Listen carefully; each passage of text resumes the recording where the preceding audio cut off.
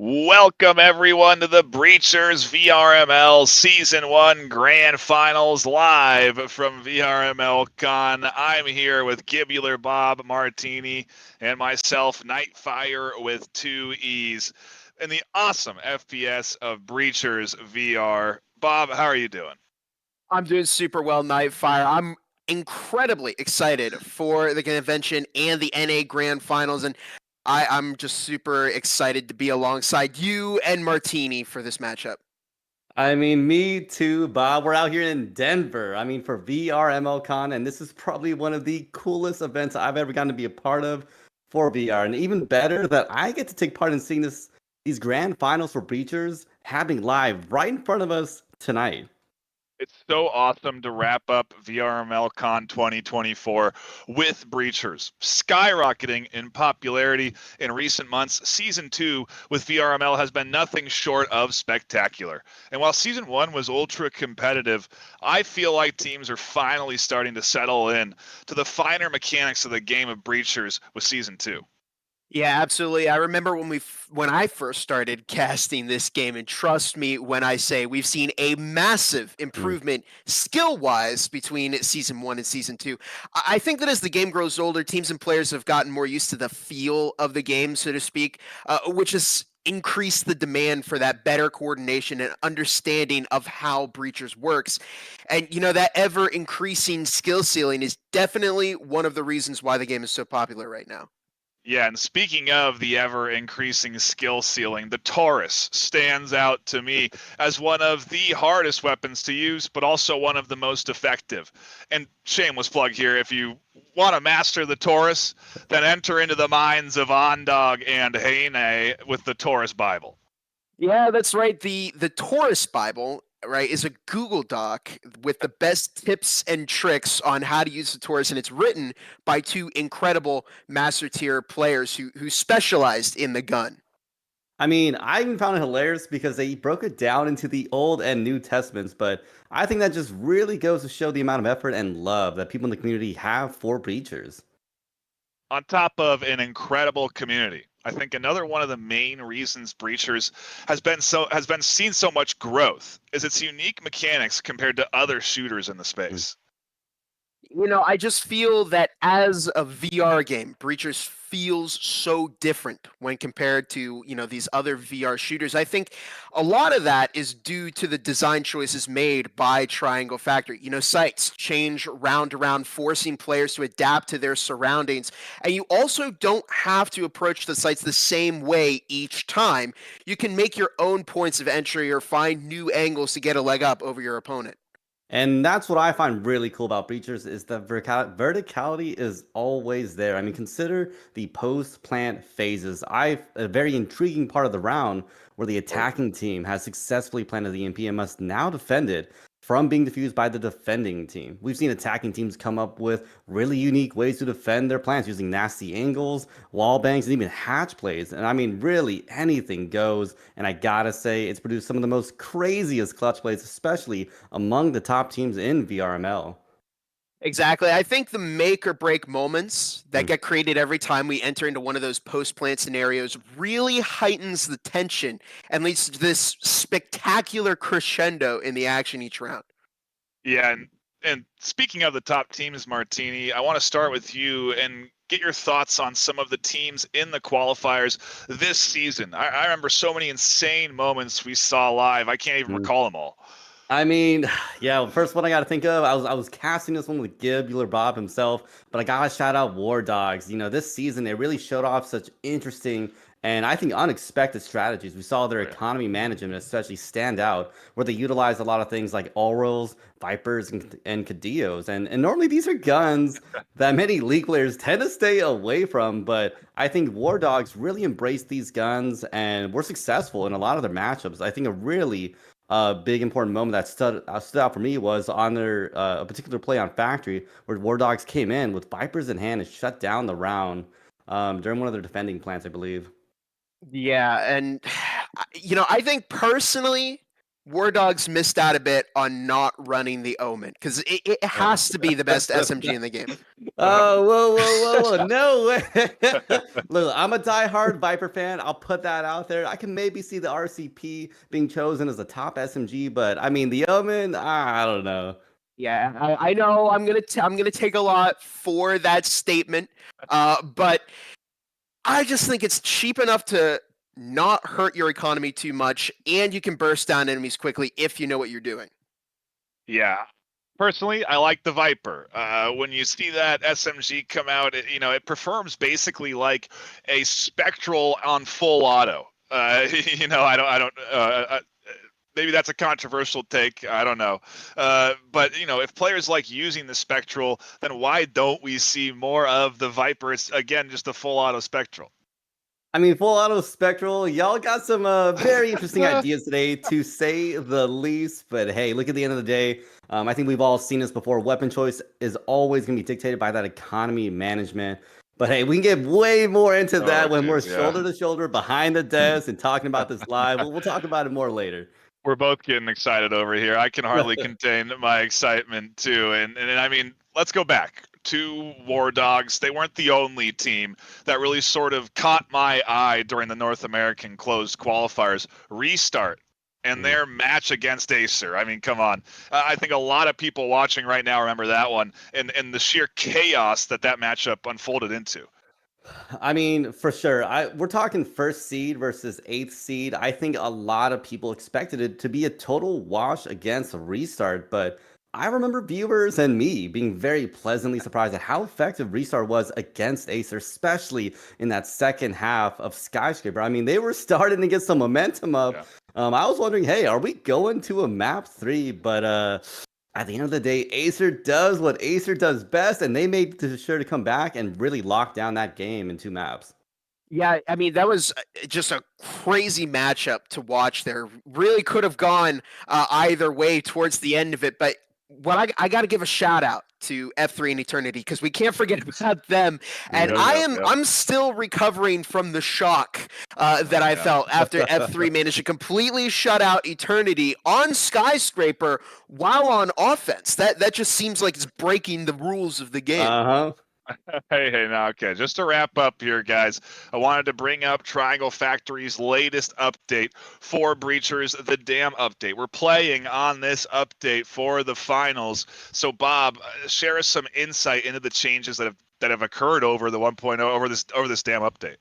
Yeah, we saw some pretty important changes done to recoil. Everybody loved the rework of that Viper recoil. So seeing that rework applied to the other SMGs, it really feels like it's been a breath of fresh air on SMGs, which have kind of been in a weird spot beforehand. And another thing that I'm really excited about are the buffs to the incendiary grenade. They increase the damage increments and the duration of the fire by the fire's now 5 seconds longer, and I think that's going to make a major impact on his competitive performance. And to be honest, I like it buffed. I do, but I don't speak for everybody. So, well, we have a desk.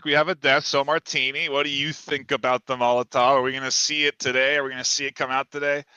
I mean, so the Molotov already used as a zoning tool, much like the smoke, very differently though, right? Because you physically cannot enter the space anymore.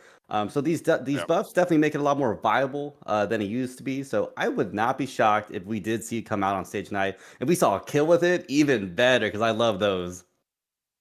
Yeah, well, lots of interesting developments since Season 1 and some incredible plays this season and during the semifinals. I mean, come on. Thank you to our sponsors for VRML CON. Of course, it goes without saying. We really do appreciate their support. And, oh, man, we are running out of time. So let's pop off these headsets, and I guess we'll see everyone on stage. Attention, VRML CON guests. We ask that everyone please do their part to ensure a fair competition for all finalists. Anyone caught attempting to give callouts or provide players with an unfair advantage in any way will be forced to leave the event. Thank you for upholding the competitive integrity of VRML. Now please, enjoy the show.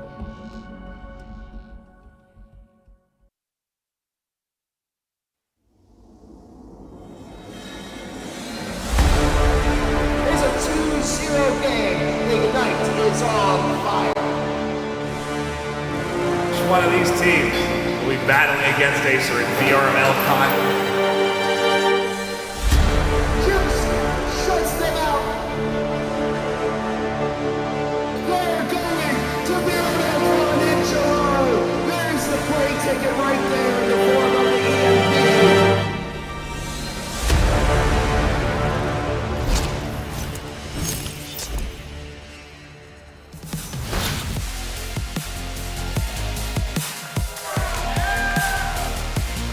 Welcome everybody to VRML CON 2024! My name is Nightfire with 2 E's. I'm joined by my co-casters Martini and Gibular Bob for a spectacle of gameplay this afternoon. Something that I cannot wait for. For those just tuning in, we've had a weekend long of... I'm getting emotional. It's been a long weekend of games. X8, Breachers, Onward, it's a lot. And we're finally here. I can't believe it. I got to shake through the emotions. And leave it over to Bob to explain what Breachers is a little bit to those that don't know. Yeah, absolutely. So, Breachers, 5 versus 5 tactical VR shooter, and it's renowned for its emphasis of refined teamwork and cooperation. So the way this is going to work is it's going to feel pretty similar to some of the other games that we've seen at VRML CON already. One team called the Revolters, they're going to be wearing yellow in-game, will be tasked with defending 2 bomb sites for 3 minutes. And there's going to be the other side, the Enforcers. They're going to be wearing blue, and their job is to get into that site, plant an EMP, and defuse that bomb. It takes 45 seconds for that EMP to defuse the bomb, but while that's happening, the Revolters can defuse the EMP and win the round instead. So the Revolters win by either timing out the 3 minutes or defusing that EMP. The Enforcers win by playing to the EMP, waiting 45 seconds for that to defuse the bomb. And of course, either team can win by killing all 5 players on either side. Yeah, it's been a lot of regular season gameplay to get here. 13 weeks of action-packed gameplay with the best of the best battling it out. If you win during the regular season, you go up in rank. If you lose, you go down in rank.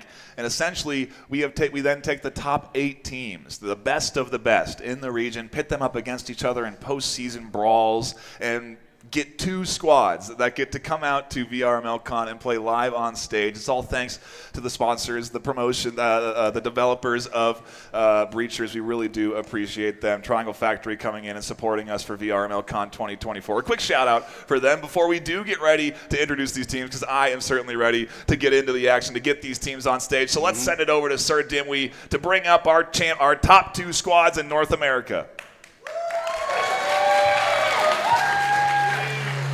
Introducing first, making it to land with a 2-3-1 record. Please welcome Formula 3.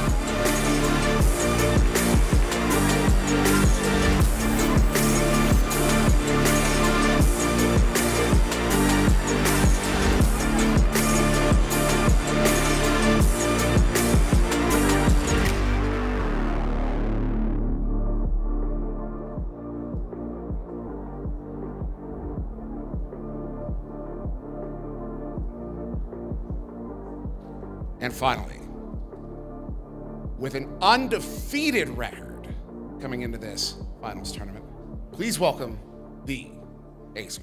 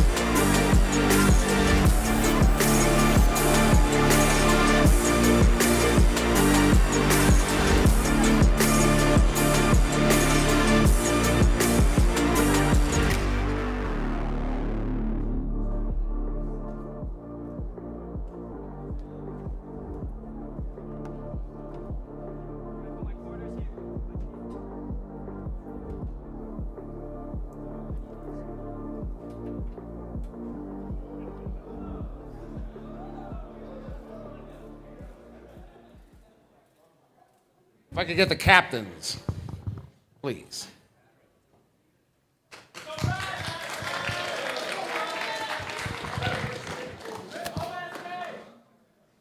All right, AESIR being the home team. Hey, it's all good. AESIR being the home team, you gonna pick map or attack defend? Picking map. What would you like to play on? We're playing Hideout.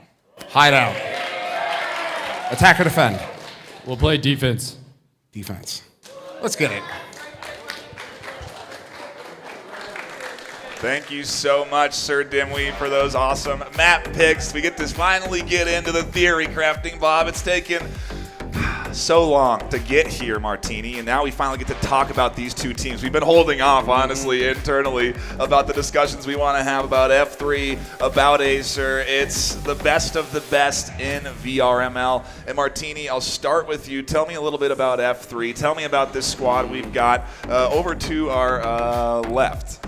Yeah, so Formula 3, we're talking about a team very familiar with the highs and lows of what it means to be a master team in Breachers, and that is no disrespect to them, but because you gotta remember, they started from last season causing one of the biggest upsets in the playoffs against Aspect. I remember hearing about that. It was such a huge deal, but however, coming to this current season, they had such a tumultuous start and, you know, a lot, like kind of a rough season on top of that. There's a lot of things going back and forth, but I've always said this Formula 3 has been the team that picks themselves up and really makes something of it. You know, I've seen them undeniably fight tooth and nail to get this far, and I mean, this is their second time in the grand finals, and they've played against AESIR. They've tied against them in the season, having them the only game in this season that they did not win, which is a huge, big deal for Formula 3. So if I were to choose a team to play against AESIR, it would be Formula 3, to be honest. Ooh, interesting takes. Bob, I want to get your perspective on the AESIR squad, a team that has dominated all regular season long, quite frankly, one that I feel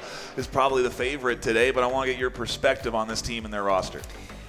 I mean, when it comes to dominating VR esports, you can't really get a team that does it better than AESIR, right? Because in terms of Breachers alone, AESIR won the preseason for Breachers. Not only that, they won Season 1, and now they're well on their way to winning Season 2. They haven't lost a game this season. They've tied Formula 3, so kind of a grudge match between these two teams, if you will. No kidding. But yeah, they are probably the biggest VR esports player organization here. They have 11, they have,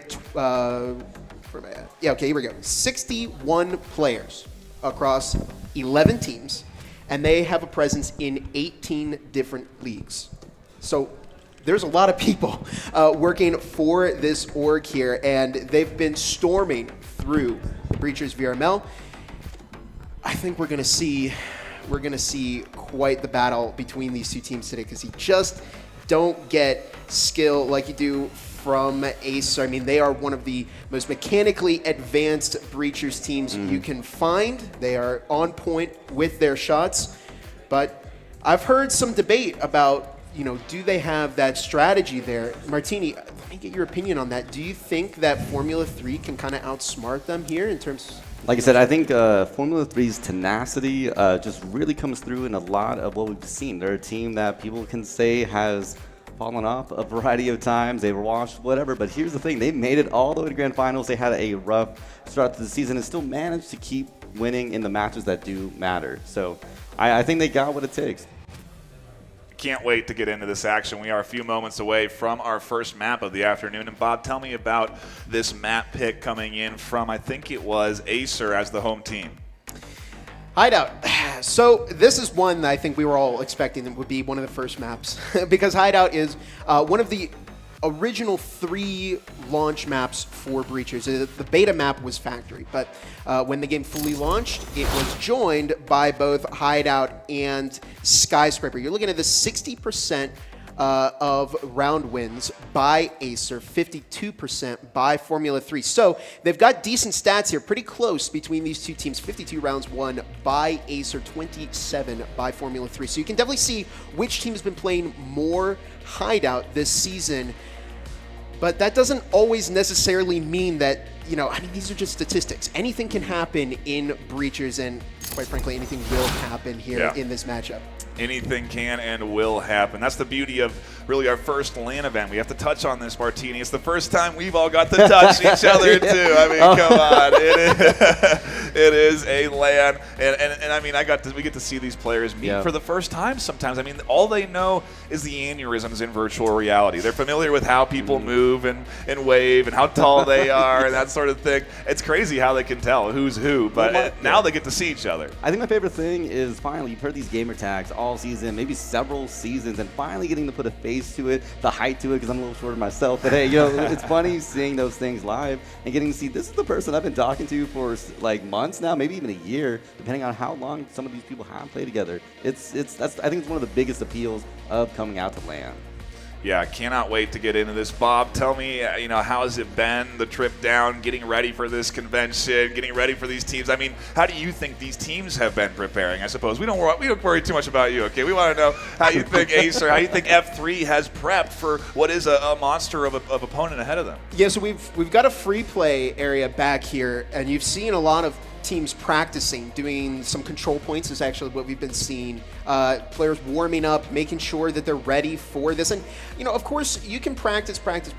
We've seen some of these teams, they've been practicing for months. They had a lot of players from AESIR had to make the adjustment of going from PC VR to Quest, which is that, freestanding headset. So it may not sound like a big adjustment, but it can be because you're playing on a completely different platform that handles differently from what you're used to. And not to mention that, but there's also got to be these jitters of being live, in front of all these people here, in front of even more people watching the cast. So, I think it's going to be, we might see some players having to get used to this environment, this new environment, before we start seeing everybody bring out that full potential.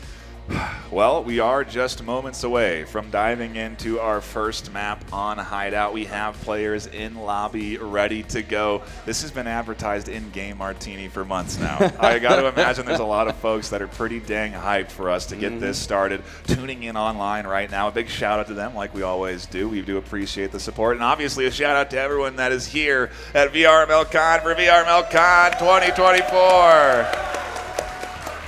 It's awesome. The turnout has been incredible for the entire weekend, quite frankly. It's been beyond my expectations, and the crowd hype has really honestly brought this whole thing together. I'm curious how these teams are going to deal with it, the external factors, Bob. It's the first time for AESIR, and we're seeing, a Rector Jersey up there. It's not the first time for some of the players over there on F3. Yes, so what I thought was interesting is we heard a couple of boos. So clearly we have some people in the crowd here with some strong opinions about either team. A lot of people were cheering for AESIR. People were booing for AESIR. A lot of people were cheering for F3. People were booing for F3. So, yeah, I think it's definitely going to be, like I said, an adjustment because you're dealing with that crowd, that external factor.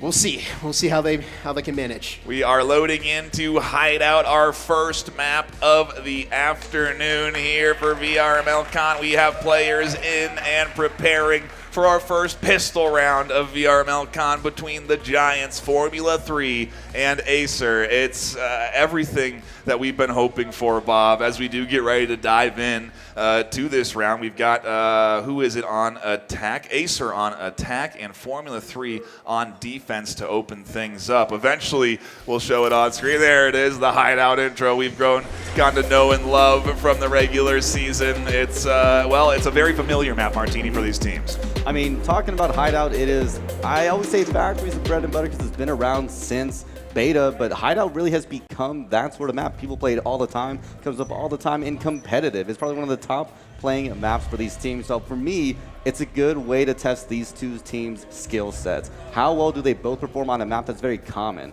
And I mean, AESIR's already starting on attack, so I expect them to perform pretty well in this first half. Here we go, our first pistol round, Bob. We're finally into it. We're here at VRML Con, a little drone work, a little utility, and that drone not going to get a whole lot of info as it goes down to the nade. Yeah, there's Red with the breaching foam onto the gym wall as we've got 2 minutes, 45 seconds left on the clock. Again, AESIR going to try and plant that EMP into one of those two downstairs sites. Those are gym and bar, by the way. And here we go. Here's a push from AESIR. I wonder if F3 is, I'm assuming they're going to be anticipating this. This is a pretty common push, but here comes Tech9 Jr. looking to maybe catch some shots into Site B, but F3 looking to hold things down. Nice utility nade coming in there, almost catching a few of those potential defenders inside as Tech9 and the rest of this squad look to get some info pushing forward here. And Berserk, everyone tucked into defensive angles. Tech9 flies past Berserk, who then swings out on the hunt for a double. Hotline finds the refrag, though, and defends what was the nice bit of an attack from the F3 defense. Sleepy comes barreling through the front door, finds one, another connects, and now it's all up to LFT, who's alone on the backside trying to hold things down, looking for two, but can't get it. AESIR open things up with their first round at LAN, Martini. I mean, I think F3 messed up a little bit there as AESIR was able to easily take over storage, but I get it. It's one of those high-cost areas to be defending on this sort of map. But unfortunately, that back end from F3, they weren't able to come in. LFT, unfortunately, could not come in early enough to help defend the site from that AESIR push. And unfortunately, it forced that 1v2 situation in the end. And, you know, as we've seen with AESIR having a 2v1 advantage in terms of players, it's probably going to swing things towards their direction. I mean, Bob, are you going to deploy unique elements here? Is now the time to deploy unique strategies, or do you save those for later maps in this best of 5? I guess. I mean, it's the all only about time you're going to play this, but right? it's all about making a strong entrance, right? Because if you can throw off the mental of your opponent early, well, you can do a lot of damage with that. And I think that's what we're going to see. AESIR with a very, very strong offense. They're looking to make that early impact. It's all going to be about how Formula 3 adapts to this. Are they going to be able to cut off AESIR's momentum before AESIR can snowball this lead? We're already seeing a rifle coming out from AESIR. So we'll see if F3 can survive the onslaught. Yeah, an interesting investment. One we typically see, though, during the regular season. Standard stuff for round 2 off of a map 1 win. So not going to be too surprising to any of these defenders here for F3 as they do tuck in, trying to avoid detection. Red will open things up with the first kill. Tech9 catches shots to the back, but it's Angel who gives away their position, and now Red and Angel trade down in a 1-for-1. It leaves 4v3 for AESIR to work with, and they're wasting no time, Bob, barreling into B site. It's now just down to Berserk. Can they survive this? They do manage to catch a kill on Hotline, who did catch 2 kills before going down, but there's the EMP. Now 45 seconds left on the clock. Time is in favor of AESIR right now. So Berserk doesn't really have an easy job here. You got to take out all 3 of these players or defuse that EMP, but you know, if you leave somebody alive, they're going to try and kill you while you're defusing the EMP. Oh. Can Berserk find a kill? They fire some shots from Pantry, but here's the swing from Plunge, making use of that rifle. It's a 2-0 game with AESIR in the lead. I mean, Hero Buy came in really well for AESIR there. I think as Hotline came in, frag in hand, took out a player, went in another shot with a Vezin in hand, took out a 2-piece just by themselves, giving AESIR a really good entrance there against F3. And unfortunately, I saw an Omen buy come out from F3, but I didn't see too much value come out of it, unfortunately. We were just talking about SMGs earlier on in the show, right? But unfortunately, AESIR, unfortunately for F3, AESIR had a really good push there. But again, something to consider. I know only a couple rounds in. This is also the attacking half, and as we always talk about, this is Hideout, and that always is going to favor the attacking team here. So I'm wondering if F3, as long as they get a couple rounds under their belt, I think they'll be in a good spot. But I mean, this momentum is really coming out from AESIR right now, and I think they're probably going to keep it going. Trying to get a good look at that Season 1 finalist skin that's on Sleepy right now, because there is a Season 2 one on the line for these players. There it is. We can see it on display as we do get ready to dive in to round number 3. A comfortable 2-0 lead here for AESIR, Bob. They've got to be feeling good about the opener. It seems like it's regular season all over it. Now, every time AESIR gets another consecutive round win, we're going to see a little bit more added to F3's end of round bonus. Tech9 Jr. opening things up with an early pick onto Berserk. That's got to feel good for AESIR. Tech9 opening the wall, not falling off on the aggression at all. We'll see. AESIR getting ready to push. It could be Site A. Yeah, Hotline looking to make a move. And there's a frag. 2 frags tossed in. Neither one quite finding anybody some tags, so about an A-tier frag. Angel finds a kill onto Tech9 Jr. Red finds Angel, however. And here comes several kills in. Sleepy finds Hero. And we're now down to a 4 versus 2. EMP's been planted.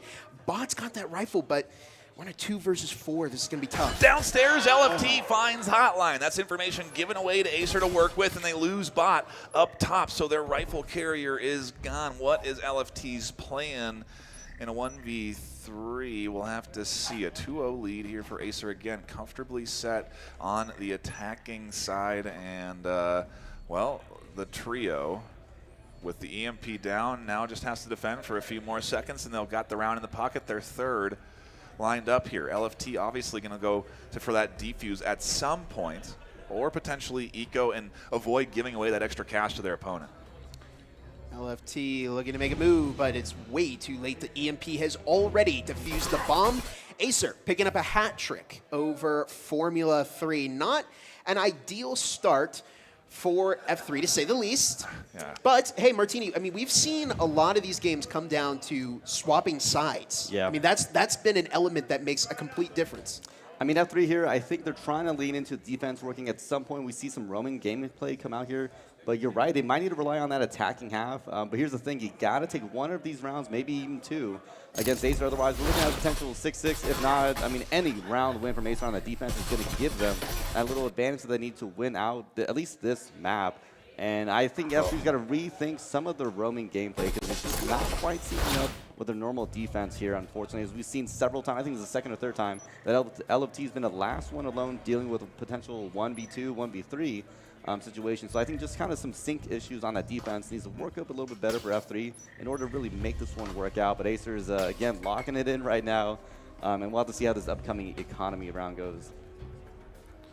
Into round number 4 of map number 1 live at VRML CON. These players duking it out on stage. You can see them aiming right now over their shoulder here, trying to find shots towards one or two of these offensive objectives, trying to throw off the opponent by splitting attention as LFT swings and catches one. Red goes down, LFT on the hunt for more. They get quickly scooped up by Hotline on the flank. Hotline finds a double to put AESIR into a comfortable 3-2 position, and now a bit of action up through the center, unfolding between Hero and Red, but it's a pause now as things slow down. We've seen some damage done to AESIR's economy here. They lost 2 of their rifle players, even while F3's on a bit of an eco round, but can plunge. No, Red finds it first onto Hero, and it's now just down to 1 versus 3 bot versus Red, Hotline, and plunge. I mean, I'd be a little worried if I was bot in this position, but hey, I mean, anything can happen. We talked up the Taurus, Bob. Come on, they've got a Taurus in hand. We talked that up already. There's certainly, oh, okay.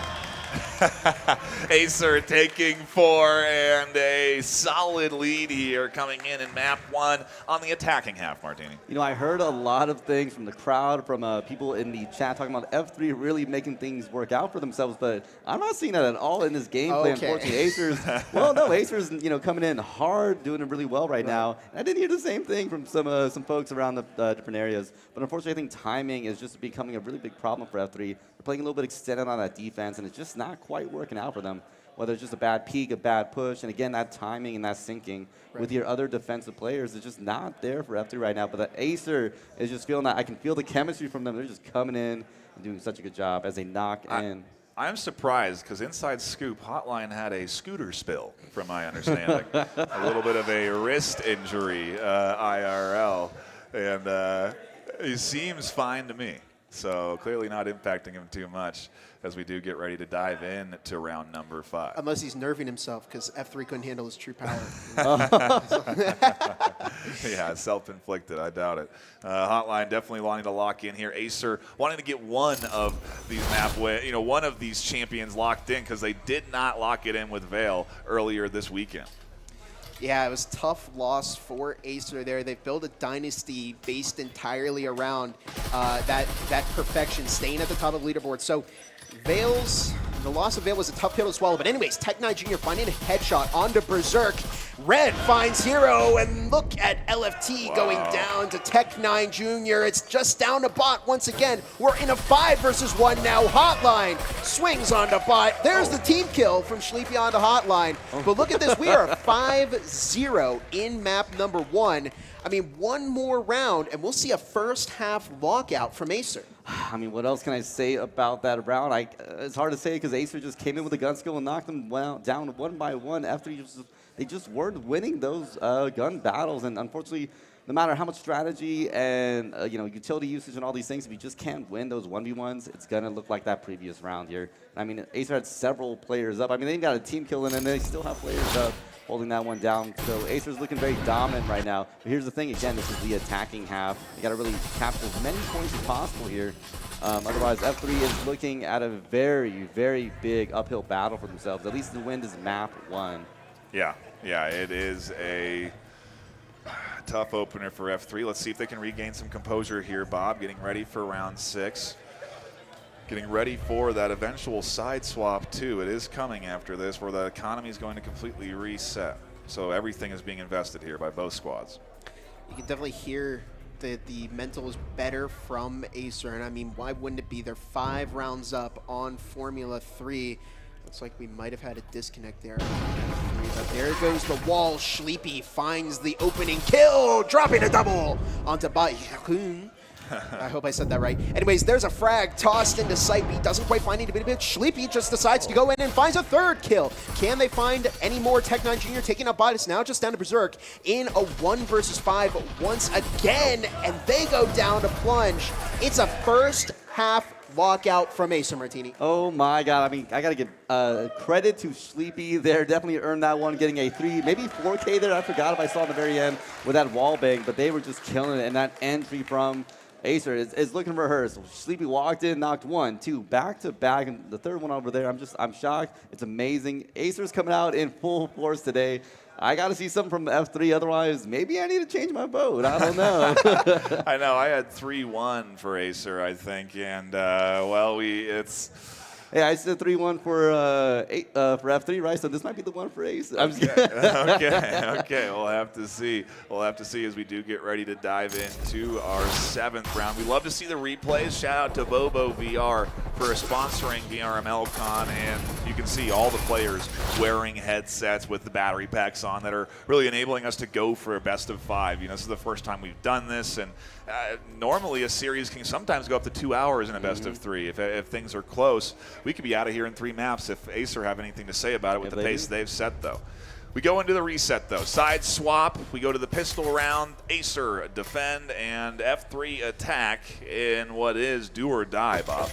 LFT, oh my goodness, hotline with a beautiful headshot out there. 2 minutes 45 seconds on the clock, as F3 can't even get a player in the building right off the start of the round. That's got to be rough. And again, AESIR, they're a team that's very, very good at playing their momentum. If they can start putting round after round on the board, it can really affect the mental of their opponent. This is F3's last chance, by the way. If they lose this, they're going to lose map 1. They're going to get locked out 7-0. Yeah, we've been here for it feels like we've been here for 10 minutes. And we're already ready, potentially at the end of it. But hey, anything can happen. It's a 4 versus 5. That by no means does that mean it's the end of the round. 2 minutes on the clock. There goes the wall on bathroom. Frags tossed on both sides. Oh, but we don't see either one picking up a kill. A minute 55 left on the clock. Angel Berserk looking to fire some shots into that breach. Plunge playing center, but will they be able to find a kill on F3? These Taurus shots zipping over the top of the offense here, almost connecting onto their heads, pushing AESIR up further and further. Tech9, a dangerous threat, and information likely being conveyed to the rest of the team as they peek out and gather where F3 is, relaying it back to the team. Tech9 goes down to a nice swing from Hero, and what is the play for F3? AESIR not ready for the switch as B-Site gets EMP planted on Red, catches 1 in the turmoil, but it's a 3v2. This is very, very big. This is the closest that F3 has gotten to a round win so far. Hotline goes down. It's now just down to plunge in a 1 versus 3 against Hero, Bot, and Berserk. Can they kill all 3 and get that EMP defused in time? No, it doesn't happen. And F3 has just joined this battle. They are back in it, and you can see a nice bit of enjoyment over there on the F3's faces. They really needed to get that first point on the board at Con. It's hard. Definitely seeing a lot of reactions from the audience about how they're wanting to. I see someone, I think, holding up a sign saying that they want AESIR to win here. But hey, F3 at least held it down for 1 round. It's going to help them out in the upcoming round in terms of economy. We'll have to see how those choices do come out, how they impact in the upcoming round. But F3, I mean, beautiful rotation going from A side, noticing, hey, this is such a hard defense to be fighting against with AESIR holding it down, especially with some of their early round picks. F3 decided to go for that rotation, and man, did it play out perfectly. They caught him out. It's almost like they could, I don't know, they just read their book and like, hey, we know what we're doing. We're going to walk around here and, I don't know, just shoot you from behind, and it worked perfectly. That was like a death tunnel. Did you see that? Like one, two, three AESIR players coming in and just getting shot down by F3. But again, this is an uphill battle, and the best that F3 can get is a tie. Here we go. Round number 8. Map 1 live at VRML CON. AESIR on the hunt for their first map of the evening, and F3 battling back every inch, every map, every round as their backs are against the wall here. I really think we could see F3 completely turn this around. That's just how momentum works in Breachers. At any moment, it can completely turn around in favor of the other team. There goes the wall onto site B, and we're starting off here in round number 8. We're seeing some rifles come out from Formula 3, and that's the smart decision here. You don't want to eco and potentially risk losing that round because they can't lose another round. That would automatically be a win for AESIR. Angel finds Hotline, but Sleepy manages to take out Berserk with a Jesper. What was that? Immolation Egg comes out. We talked about those getting a recent buff in the new update. Hero takes a bit of damage, but survives, and Sleepy getting a challenge on the corner, catches Angel outside. 3 versus 3 here, 2 minutes 10 left on the clock, but Bot shutting down Sleepy, who got a little bit too aggressive. Here's Red in storage, looking for a swing onto Bot, and we're seeing that. Oh, no way with the Jesper! What? Hero looking to cover, and LFT finding the kill onto Plunge. Hero takes out Red, and I mean, Martine, I don't know if you saw it. LFT got a kill with the Omen. I think oh my God! Whatever. That's why it's the best SMG in the game. I don't even care because I saw a couple Jesper kills during that round. That is true. Bob, let's give a little bit more credit to that. But again, that AESIR defense is doing such a good job at holding F3 from being able to make that push. They're stuck on the outside of these sites as they're pushing inward towards AESIR, and I think F3 is struggling a little bit with that push, but those hero buys came in that round. I mean, 1, 2 people able to come in and really shoot a couple of people down. But I'm going to say this, one of the hero buys didn't quite work out. They got knocked down. I'm not sure if it was a Jesper. Got to double check that replay there. But that hero buy was a little rough. I'll say that for sure.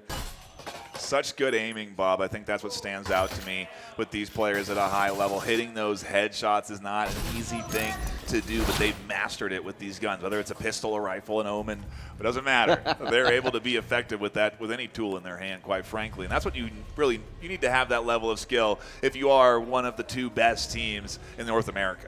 You know, we're seeing a lot of really precise and fast gameplay here. This is like the top 1% of Breachers players. It's usually a little clunkier than this because you've got some people of varying skill levels. But yeah, these 2 teams are locked in right now. And F3, like I said, this could be the turning point where they start to bring this game back. But they got a lot of work to do. They can't lose another round after this. And they've got to win 4 back-to-backs just so that they can tie this and move on to map 2 with an even playing field. We'll see if they can manage to do that. It's quite a tall order. 2.5 minutes on the clock right now as we might see entry over into family room. But, I mean, last time F3 switched up everything entirely, so I think we're it could go either way at this point. Yeah, right, absolutely. It's I mean, a vital opener there from LFT does crack the shell of a site. Pre-fire coming in from Angel, a back and forth from both ends as defense is there as you'd expect at a site, ready and waiting. There's also obviously the threat of the potential swing to B that this team on AESIR has to worry about as F3 prep for eventually their entry here and start to work in closer and closer. A site gets cracked open, but is the play going to be A or does it swing to B? Plunge catches Bot outside. A nice swing, and on the back end, LFT shuts down a flank, and Plunge suddenly left alone as they're holding down A site, crashing in onto the rest of this F3 squad. They catch a double. They're hunting for the triple. Berserk is fending off with 1:27 left. There's just 1:25 left on the clock. Plunge has ripped through this F3 offense, but can they find the kill? No! Berserk takes out Plunge, keeps F3 in this game, but that was insanely close to being very bad for F3. But Hey, I mean, they made it through, so that's all that counts. F3 still fighting again, tooth and nail to keep their way in this all the way until the very end here. And that's what I'm talking about. This is the tenacity I love seeing coming out from the F3 side. Even staring down the barrel of 6 rounds in front of you, they still are having the confidence to really push through. But I got to say this, they can't rely on those clutch rounds. I mean, they had the player advantage. Things were working out a lot better for F3 that round. They still messed up. Plunge coming in and knocking out, I think, 3 players. Yeah, here it is on the replay. The swing on the corner connects there. 1, diving 2. outside, picks up the third. Man. Almost the fourth, almost the quadra, almost so the clutch. Close. Exactly, that's what I'm talking about. They can't rely on these 1v1s because those can be kind of a toss in the air, and they got to really utilize that player advantage there, but it didn't come out from F3. Luckily, though, they still made it out in the end, fighting for potentially going up to round 4, but we'll have to see how that goes because looking good, though, for the momentum on the F3 side. I was going to say, I mean, you could see Berserk even got down to half health there. That was insanely close. Yeah, here we go into round number 10. Closer and closer to what could be a tie game. As somehow F3 are battling back here. A bit of damage done on both sides. Utility coming out into sight, and Hero catches Sleepy. Counter nades coming in. It's a good toss, and Berserk goes down. A 1-for-1 exchange that leaves us into a 4v4 with F3 moving in to potentially challenge B, but at least gaining some control inside the objective building. S-tier frag from Hotline there, finds the kill, and we're seeing F3 moving in to Garage. 2 minutes 20 left on the clock. They may try and push Site B here, which is Kitchen, but both teams down a player. It's a 4 versus 4. There's another frag toss. Finds some damage onto Tech9 Jr. A-tier there, and we have just 2 minutes 5 seconds on the clock right now. Plunge looking to play on the Kitchen Island. Might try and find the kill. LFT blind firing in the back of Garage. 2 minutes on the clock right now as Hotline goes down to LFT. LFT finds 2. Can LFT pick up a 3rd kill? They're rotating around. We see Plunge still in the back of Kitchen right now. Red picks up a bit of damage. 1 minute 45 on the clock. Plenty of time to work with and a lot of time for AESIR to have to hold down. Red and Plunge feeling this pressure as the EMP changes hands to eventually somebody that will go and plant that EMP. But where is the question still? Sure, there's been a lot of pressure at B, but you always got to be worried about the option of a flank. As Red catches one, can't get the second. F3 continue to fight on the attack, 6-4. I think there's a lot of people, Martini, that were thinking we might be headed for a 7-0 sweep. This could be bad news for AESIR. But here it is, a true back and forth, the best of the best, squaring away. Look, this is not the first time that F3 and AESIR have had ties, not just once, not twice, but 3 times. So this is very much a possibility and definitely on the table for what's going to happen in this current game. But here's the thing. AESIR was kind of in a down round there, so maybe F3 just had the good economy on their side, which makes sense. They should have won that round. If they didn't, then, I mean, AESIR really walked them over there. But we're going to see AESIR a little bit better, a little bit stronger this time around. So I'm expecting to see a little bit closer of a round in his upcoming one. We've seen them already attack this site before, so we'll have to see if F3 approaches it a little bit differently than they did in the previous round here, or if AESIR is going to be able to know how to fight against them. Gosh, I love the replays. A shout out to the production team who's been working their heart out all weekend long to give us what is a stellar production that rivals any live show, quite frankly. Yeah. It's amazingly done, and they deserve a little shout out from time to time too, quite frankly. So we appreciate you back at the production booth there. A big shout out to you for making what is a fantastic show a reality as Hotline cracks some windows, and we dive into round 11. Hotline's getting marked, so there's... Oh, it's a frag! An Angel routing Hotline right into their line of fire. Very nice use of the frag grenade there. It doesn't just have to be a tool for finding that kill. You can also use it to force somebody out of a position. And in the case of F3, they made it work. Hero finds a kill onto Sleepy Penguin. We'll see if AESIR can manage to find a foothold against this F3 offense. They're having problems making something stick right now, so to speak. We're seeing 2 minutes 15 on the clock. There's a swing from Tech9 Jr. They pick up a kill onto Angel. There's another swing. Red down there. Look at the double. 2. And we're now just down to a 3 versus 2. Hero finds a kill and take Tech9 Jr. Red with the response kill onto Hero. And we're now just down to a 1 versus 2. 2 minutes left on the clock. We do have the heal, Red but no going dice. down to Bot. And there's Bot the shot. finds the second kill. It's 6-5. I'm getting flashbacks to when Bot 1 and clutched up against Eternity. Wow. Oh my goodness, we are now just one round off of tying up this first map, Martini. Man, I really thought it was about to be an AESIR clutch there. Having that roamer come in, finally deliver beautiful, delicious value. As they had a little pincher, I don't know if you noticed, they had someone swing, Tech 9 swinging in from that area with the smoke on there, and they had the roamer on the back, giving them an easy two-piece on F3, knocking them down almost half of their roster, I believe. But here's the thing, just because F3 is down does not mean they're out, as we have seen the last 5 rounds. But this is going to be it. This is going to be the decider, at least on this round, if F3 can really hold it all the way through, force this into a win for themselves, and then I guess we have a tie. Now we're looking at the bare minimum map 4. I mean, this is big deal, really big deal coming up here. Oh, I love the replays. That nade was the first that forced the rotation out, catches that initial kill to set things up for F3, and then again, utter chaos. Bot somehow locking in the clutch final moments there, out the window. We love to see that FPS view and the replay coming in. We're getting all the action here today, Martini. We're not missing a droplet of it. 3 minutes on the clock as we begin the final round of map number 1. Which team will find favor here? AESIR could win this and then win the whole map. We see a gunfight between Tech 9 Jr. and LFT. Picked up more damage than Tech 9 there. 2 minutes, 35 seconds left on the clock as Angel tossing an incendiary into garage. Can Tech 9 maybe find a pick here? There's a flash in. Frag tossed as well. Another flash toss in. There's a swing from Tech 9 Jr. They catch Angel, but LFT quick on the refrag. Yeah, they're wary. They're aware. They know AESIR's trying to pull out all the stops. It's the final round of this first map. Do we go 6-6 or do we have a map champion crowned by AESIR? That's what F3 is fighting for right now. They want to tie and guarantee us 4 maps this afternoon, Bob. Minute 55 on the clock. It's all coming down to this. F3 can go into the rest of this series on a clean slate. Flash tossed in. Minute 45 on the clock. F3 are going to have to be so careful with the way that they play this.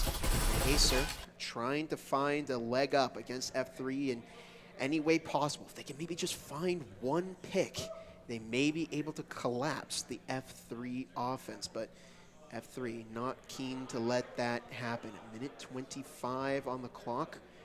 We might see some movement here soon. Red is just waiting. AESIR patient and trying to read what F3's plan is, because they haven't had a ton of info sent their way. We haven't seen a lot of utility come out. There hasn't been a lot of pre-fire. There's just not a lot to work off of between these teams, and so it is just a patient waiting game as both squads don't know where anyone is right now. There just hasn't been an exchange until Bot does swing. There it is. Catches the vital opener there and looks for more as they challenge over the top of A. Shots coming in towards A. Pre-fire and plunge here to battle back. Finds one. Nades and utility coming in, holding things down over the top as AESIR are into a 2v3. They still have control over site. Now just 33 seconds left on the clock, and we're new with 3 versus 2. LFT! Bot finds a kill. It's a tie on map 1. We're not going anywhere anytime soon. Oh my God. Okay, it's the first of 5 maps that we could be playing today, but it's a tie, and so now we have at least 3 more to go, because the first team that wins 3 maps is going to take the win here, the series. Yeah. I'm just seeing. I'm looking at up at the folks. I'm like, do they know what's going on there? Wait, I was like, is there some new tiebreaker that I don't know about? Did they add that into the update? Not yet. Unless they just rolled an update yesterday, actually. Don't say that. That makes me too nervous. That would be a little crazy. What an opener, though. What a great series. What a great back and forth. So happy that we're catching this already. Yeah. I mean, I saw some folks in chat, Bob, that were like completely not believing in F3. I mean, come on. What's going on, chat? We need a little more faith in you here. I mean, this is one of the big things, right? Momentum can change in an instant. We saw a first half lockout from AESIR, but that doesn't mean that AESIR is going to win, because sometimes it can be so pivotal to just win one round, and that's exactly what F3 did. I mean, sometimes some maps are just so one-sided, and we've seen that a lot with Hideout, where the attacking team is just so dominant. And I feel like unless you have a beautiful defense, you know exactly, or like relatively where the other team is going to be attacking, it's going to be a very difficult uphill battle to get those wins on the defensive side. And that's exactly what we saw here. We saw this round, this half switch, and then they kept going in for a good while. There's some close rounds, don't get me wrong, that I mean, AESIR almost locked themselves a map win, I want to say 1 or 2 times, maybe even 3, because they had like those 1v1s are just crazy. Yeah, absolutely stellar gameplay. We'll be back after this brief intermission for map number 2, so don't go anywhere. More VRML CON 2024 coming at you.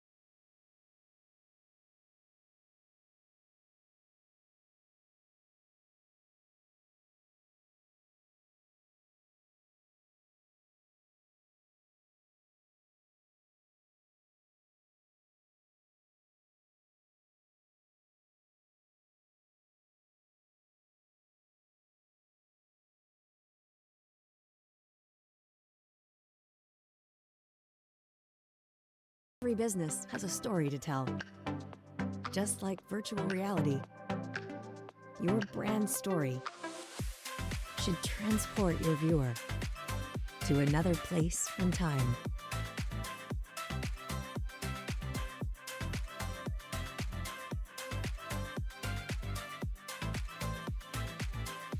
Work with Grapevine, and we'll help you do just that. Get started today.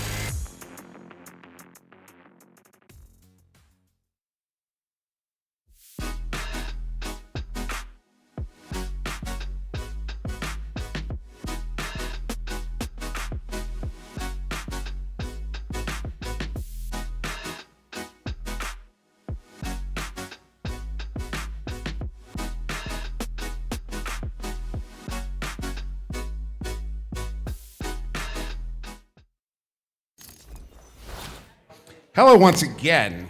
Now, I want to take a moment and highlight our production crew here, because without them, there literally is no show.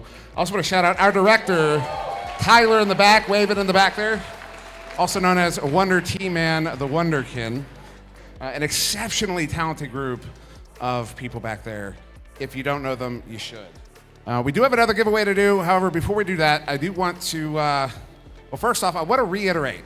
If you don't have a new, what do we call, wristband from today, the new wristbands start with the number 34. Get one of those. I'll explain why.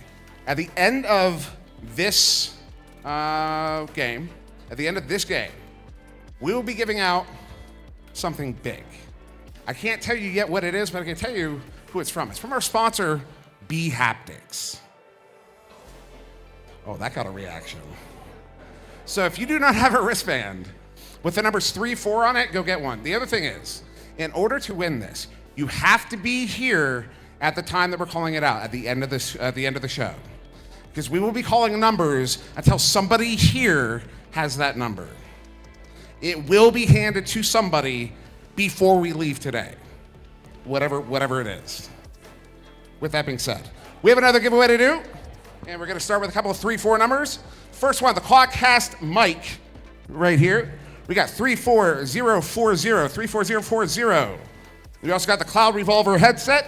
Next up, it's gonna go to 34085, 34085. And then finally, the Fury S Pro mousepad right there, 34086. Sequential numbers, sometimes it happens. With that being said, thank you very much. We will be right back.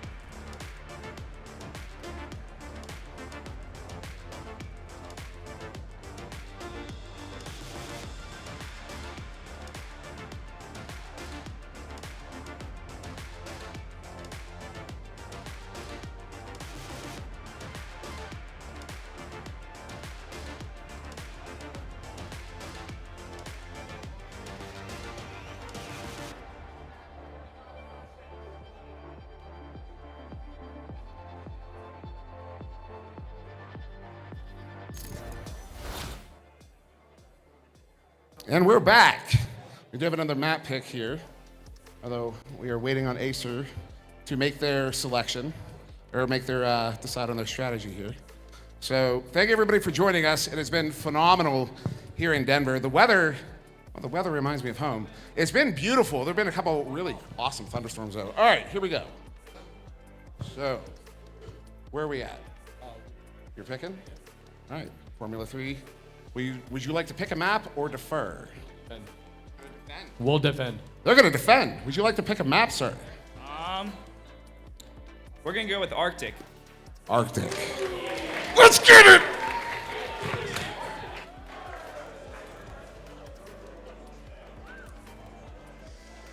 Here we go. Map number 2. Guaranteed 4 maps this afternoon in this best of 5, thanks to a tie on our opener and Martini. I mean, what?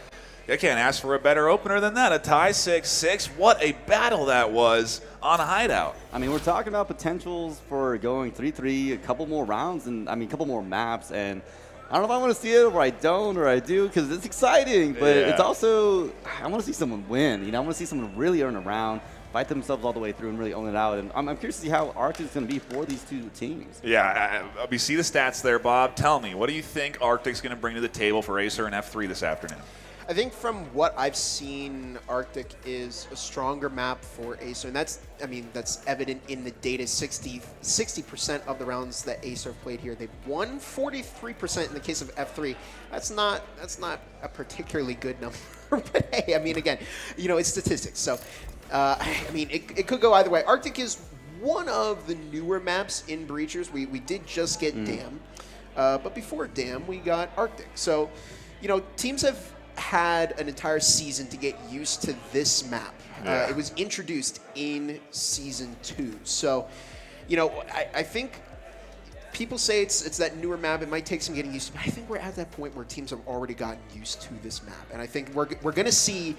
I'm curious to see how these teams are going to approach it, because it's not like Skyscraper or Hideout or Factory, one of our original 3. It's kind of got its own different approach to it, doesn't it? Yeah, I mean, they've had a variety of times to really work through their strategies, run things in scrims, played in competitive mode. Now that it's out, they probably have grinded Arctic a good amount of times, and I love seeing other maps that weren't in the original 3 being used, especially on a live stage right now for Grand Finals, because that's a really big deal. Arctic and on top of that, like, Ship was kind of a weird choice, but Arctic, I actually prefer that map too. It's really fun. The angles are so different. A lot of the approaches and breaches on this map introduce a lot of different choices that the attacking team gets to make. Yeah, it's going to be nothing short of spectacular for a map 2 in this series, and I cannot wait. As the lobby starts to get loaded up, we're not seeing any subs coming in here this afternoon for either side. AESIR actually locked in with nobody available to sub in, even if they wanted to. They don't have anyone extra out here. Some teams brought subs. To kind of clarify, we had, thanks to Triangle Factory, the ability to fly out the top 2 North American teams to play live on stage. Again, shout out to TF for making that happen. We really do appreciate their support. and ultimately, we only were able to support 5 players to be flown out. Some teams went above and beyond, and they had their alts, their subs, come out to the convention themselves and be here available to sub out. And I mean, there's things you got to factor in. You got to factor in the fact that we're in Denver, Colorado. We're at altitude over here. We really are. I mean, we're also 5 stories up. So you talk about stamina, Bob. We mentioned this earlier. If we go 4 or 5 maps, I don't think the ties are going to keep coming. One of these teams is going to start to feel the effects of being at the convention. Yeah, we were talking about this during the break. It's definitely a battle of endurance here. The last time these 2 teams went against each other, it was ties across each map, 6-6, 6-6, 6-6, 6-6 is what I call it. But I mean, are we going to see that for 5 maps? I don't think so. I think at one point somebody's going to start to get tired here, and they're going to slip up, make a mistake, and the other team's going to capitalize off of that. But the question is, which team is it going to be? Who's going to make the blunder? It is a big question, and it's what we're here to answer, Martini. We're here to find out who is going to be #1 in North America. Is it going to be F3, arguably the underdogs, or is it going to be AESIR continuing to show that they are that undefeated squad? Something to consider, as we talked about that endurance, it's also the players that they got to choose. I mean, some injuries apparently on the team on top of that. But I heard some of the players that people in the community think might be top fraggers for certain teams weren't always able to make it out, and that can impact team chemistry. Who do they normally run in these things? Because when people are playing at home, they're able to pull in their best players or their top players or the best chemistry players. That's not always the choice when it comes to this con. It's also, can this person even show up live? And they learn really fast, like, hey, can we play these teams? How are we going to work around this if we don't have those same players? And we're seeing it play out now because, I mean, they already got that tie on the beginning. But anyways, looks like we're heading into the next map. Yeah, we got to get predictions out for map #2 here. I think we already did go. No, we already did. You went 3-1 for Rect. Let's recap our predictions, I suppose. Yeah, I'm still feeling F3 there. They seem to be locked in right now. They're doing a really good job. And Arctic isn't one. I think it's on one of those maps where it's so heavily sided like Hideout was. We saw both teams come out 6-0. If you think about it, on their attacking halves, I don't think we're going to see the same thing here. It's really which players really know how to attack and or defend certain areas and sites on Arctic. We're only 30 seconds away from getting into this second map, Bob. It's been an incredible opener, to say the least. And, I just go back to my history with this map. I go back to what the season delivered with this map, and I think we got to get ready for some very quick pacing here. We got to get ready for these teams who have already shown that they're moving fast in this land sort of environment. That I think they're going to move only faster now on a shorter map. Yeah. This is the pace of these top teams. We got to let it through. A lot of love in the crowd for AESIR. I mean, they've got that fan base there. They want to show the support for AESIR. I mean, AESIR support. Let's see it. If you're on an AESIR fan. Yeah, we got a lot of people out here for AESIR. How about F3? Come on, are people cheering for F3? Yeah, let's go. Yeah. Oh, a lot of hate. A lot of hate in the crowd. Wow. Okay, AESIR didn't like that. Oh, well. We'll get into this right here, right now on Arctic map number 2. 2.5 minutes on the clock as AESIR taking the offense, F3 on the defense. Sights appear to be top floor. Here we go. We're back at it with VRML CON 2024. A shout out to everyone tuning in online. It's our largest viewed stream ever, and we appreciate everyone tuning in to enjoy what is, by and large, the best of the best in Breachers Battle It Out. We might see an early pick here. Berserk picking up a lot of damage from Kitchen, where AESIR storming in. Tech9 Jr. finding the kill onto Berserk. Couple of shots fired through that Site B wall into bunks. A minute 45 on the clock as AESIR on the move. They've already picked up that first pick onto F3. Actually, I've got a theory here. I think maybe F3 picked defense because they want to get this side out of the way first and see if they can find a kill here. But, oh my goodness, a triple kill from the Taurus.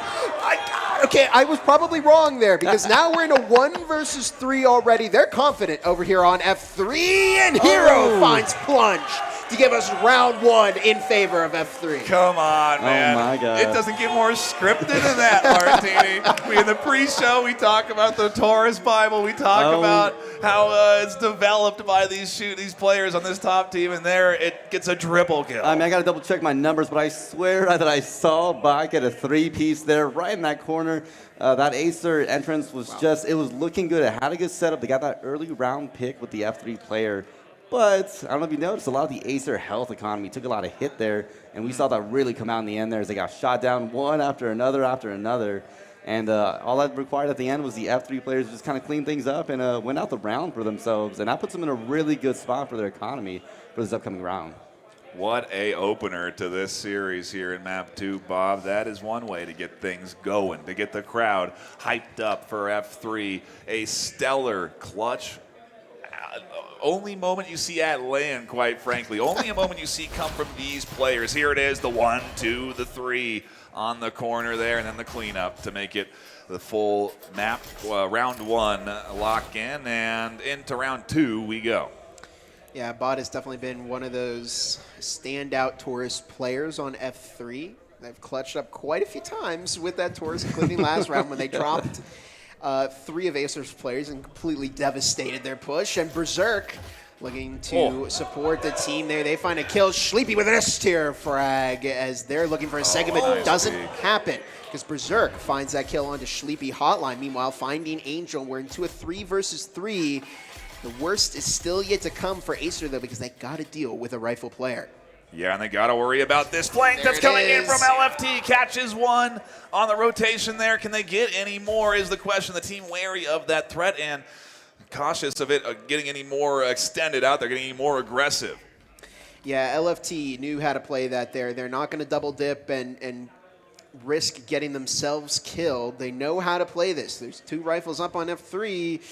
No rifles up on AESIR. Yeah. So Hotline and Plunge have their work cut out for them. They've got 2 minutes on the clock, so they do have time here to play this, the way that they want to, but it's going to be tough for them either way with a minute 50 on the clock. I mean, this is VRML CON, man. It is the back and forth. It is how close every series has been for all these different games.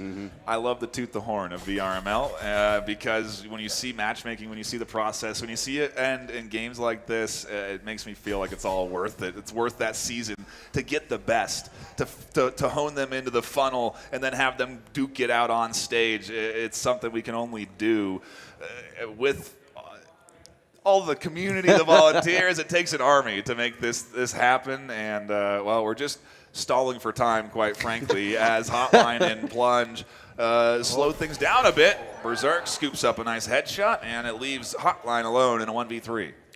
Here we go, a frag tossed out. It's an A-tier frag, not quite finding the kill, but Hotline with the swing finds the kill into Berserk. The bot shutting that down before Hotline can get too much momentum here. We're 2-0 in this game right now. F3 with the lead over AESIR. And this is, to my point, I mean, again, we saw 60% of the rounds AESIR played here. They won.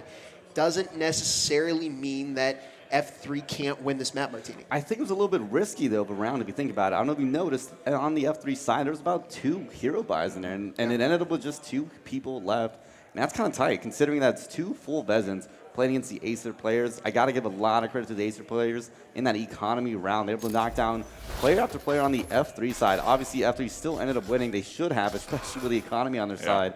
But we always say this, like sometimes we've seen some of the best gameplay come out from these players when it's in their eco round. Yeah. We saw a couple of headshots come out there from AESIR, even on the entrance. Didn't quite work out from that refrag. But man, they get some of those picks with those spectrals. We're here. We're into it. Round 3 about to kick off. AESIR on the defense, or AESIR on the attack. F3 on the defense for Arctic. Map number 2 of this best of 5. If you're just stopping by, we do appreciate you. You've gotten here in time because, man, this is really starting to really heat up, quite frankly, Bob. Absolutely. Here we go. Round number 3. I mean, could we see a vice versa of what happened map 1? You know, where F3 takes first half and then AESIR comes back? I don't know. We're a long way off from that. And this is going to be a big round because this is when both rounds are going to invest. They finally have enough money to purchase. Oh, it's an S-tier frag from Angel, who finds not only red, but a decent amount of damage onto those other AESIR players as well. It's all about the recovery now. They're down a player, and you don't want to give up early picks here between these two teams. It's all about, can they use their power as a full team of 5 to push into that site. So losing somebody at the beginning of the round, not ideal. Yeah, obviously a bit of a rough opener here, but these teams capable of battling back from adversity, especially AESIR, no stranger to coming back from a bit of a rough start. And there it is. Sleepy rights the wrongs, makes it a 4-4, and then the wall is cracked. Info for the F3 team to work off of, but how much do they react as Tech9 finds another? Angel goes down. A 1-for-1 as Tech9 scoops up another. Hero found plunge on the back end, and on the flank comes LFT. Down goes Sleepy. And it's another round for Formula 3. Oh my goodness. I mean, that F3 defense is really coming out on this map. I didn't think they almost specialized on Arctic. You got to remember this. AESIR chose the map. They could have chosen any other map, but they decided to go in with Arctic. Maybe they have their own amazing defense themselves. And maybe we're going to see another, what you had said earlier, another 6-6, right? Maybe 6 for F3 on that defense and 6 for AESIR on that defense. But right now, this momentum is high. It's coming in from F3. And it is beautiful to watch. I mean, there were so many plays where someone came out and just beautiful plays. I think that last one, that flanking play coming out from, was it LFT? Yeah. Beautiful. Really saved, I think, F3 there. Otherwise, it looked like AESIR might have been able to win that round, honestly. Yeah. I mean, it was just so cut and dry, you know, and flawless execution of the plan. You know, we talked about how... We talked about how Breachers is a game all about teamwork and coordination, and that's really evident in that because you had LFT on the flank there, found those kills, and there was bot on the cleanup to find the kill that LFT couldn't. So it shows you that F3 are used to playing together. They know how to cover each other, and they are on point with that teamwork. Here we go. Round number 4. Cracking open a best of 5 series here with our second map and a guaranteed 4 to be played out here this afternoon, maybe more if either one of these teams has anything to say about it, as we do get a bit of pre-fire through our first wall here outside of B, and damage done on both ends, but ultimately nobody down quite yet. 2.5 minutes on the clock. Red is... Oh, no, Hero! Oh, not another flank play from F3. Hotline manages to shut that down. Bot drops another... It's a collateral! No, wait, what happened there? Oh, man. And now we're down to a 1 versus 4. It's Hotline against Angel. Finds that S-tier frag there. Can Hotline manage to find these remaining kills? They certainly have their work cut out for them, but I mean, Hotline, one of the best players in the game, but not quite good enough to best the remaining 3 players of F3. It's a 4-0 game with Berserk closing out that round. I mean, let's remember, Martini, it is Arctic, and I got to get your thoughts. Is it a defender-sided map at the end of the day? I never felt like it was entirely, but it is certainly going good for defense. I feel like now. most maps tend to lend themselves towards a defensive play style, but I would say because of all the breaching, a lot of the angles that attackers get to utilize on a map like Arctic, I could argue is more equal. It's more equal, but I'm not ever gonna say it's fully equal. Not this map at least, but I'm really seeing a lot of good gameplay coming out from the F3 side. Think about this. They had a beautiful flanking play come out from F3 players, knock down 2. Another 2 shots coming out from the bot later on. They're knocking down these AESIR players like they want to. But it's funny seeing the crowd because there's a lot of love. We got a battle of chants right now. So I think AESIR is going to definitely need to channel the love that they have in this crowd into this upcoming round because they're facing down the barrel of 4 rounds from the F3 side. Here we go. Into round 5. And already the shell getting cracked on the outer edge. And a connection from Sleepy over the top. A nice kill that puts F3 in a bit of a disadvantage on defense 5-4. Good early momentum from AESIR. I'm liking the way that they're starting out, but no, look at the bounce back from F3. Angel finding an S-tier frag, and then a second kill. Berserk finds one before going down to Hotline. We're now down to a 2 versus 3 with F3 having that numbers advantage right now. It's down to Hotline and Plunge, which are, you know, pretty good duo here. I mean, we saw both of these players have been putting in performance in this series so far, but, you know, I mean, it's doable that they can win a 2v3, but it's not going to be easy. Here we go. 2v3. Like you said, Bob, 2 minutes left. Time ticking down. Rifles in hand on everybody's side as we are deep into this first half. Just a minute 55 left on the clock. Hotline and Plunge. On the move here. And F3 know how to play this. They're not getting too aggressive. And there's the wall bang onto Hotline. Find a lot of damage there. Not able to quite find the full kill, but it's certainly forcing AESIR to use up some supplies to deal with that. Now a minute and a half on the clock. They just don't have a whole lot of time or intel to work with over here on AESIR. You got to be paying attention to everything. There's so much utility that comes out from the defense. That trip mine getting sussed out there is huge. That could have been a free kill for F3 that puts them into a 1v3, but AESIR is on their game right now. They're paying attention to every little detail. They're finding any bits of utility that could be a threat and managing to suss those out, and we'll have to see if they can keep doing that as they eventually are going to have to push in as time is ticking down. You know, it's going to be an element. Minute left, well, 50 seconds left on the clock right now, and it's down to Plunge, and Hotline is a swing from Angel. Takes out Hotline. Plunge quick on the refrag, and now into a 1 versus 2, but Box shutting that down. It's a 5-0 game. We are on the verge of seeing a first half lockout by F3 Martini, an exact opposite scenario of what happened. Sorry, let me double check my script. I'm pretty sure every team has to get a lockout on their first half, and then we're gonna go 6-6 all the way until the very end, right? Am I reading this? No, a chat. We also like to take chats. They're saying we're off script, so we might need to fix. Oh, we're off script. I'm sorry. Did you write it? Yeah. I wish we could, because this has been nothing short of spectacular. F3 to bounce back from a tremendously harsh start on their first map, going 6-0. I thought 7-0 AESIR here to open things up. Yeah, but it was looking like it. We're tied map 1, 6-6. F3 approaching a 6-0 here on map 2. What's the side swap going to entail for us? I was about to say the same thing.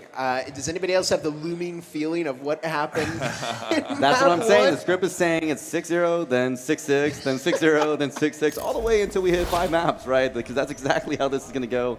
And that'll be an exciting day.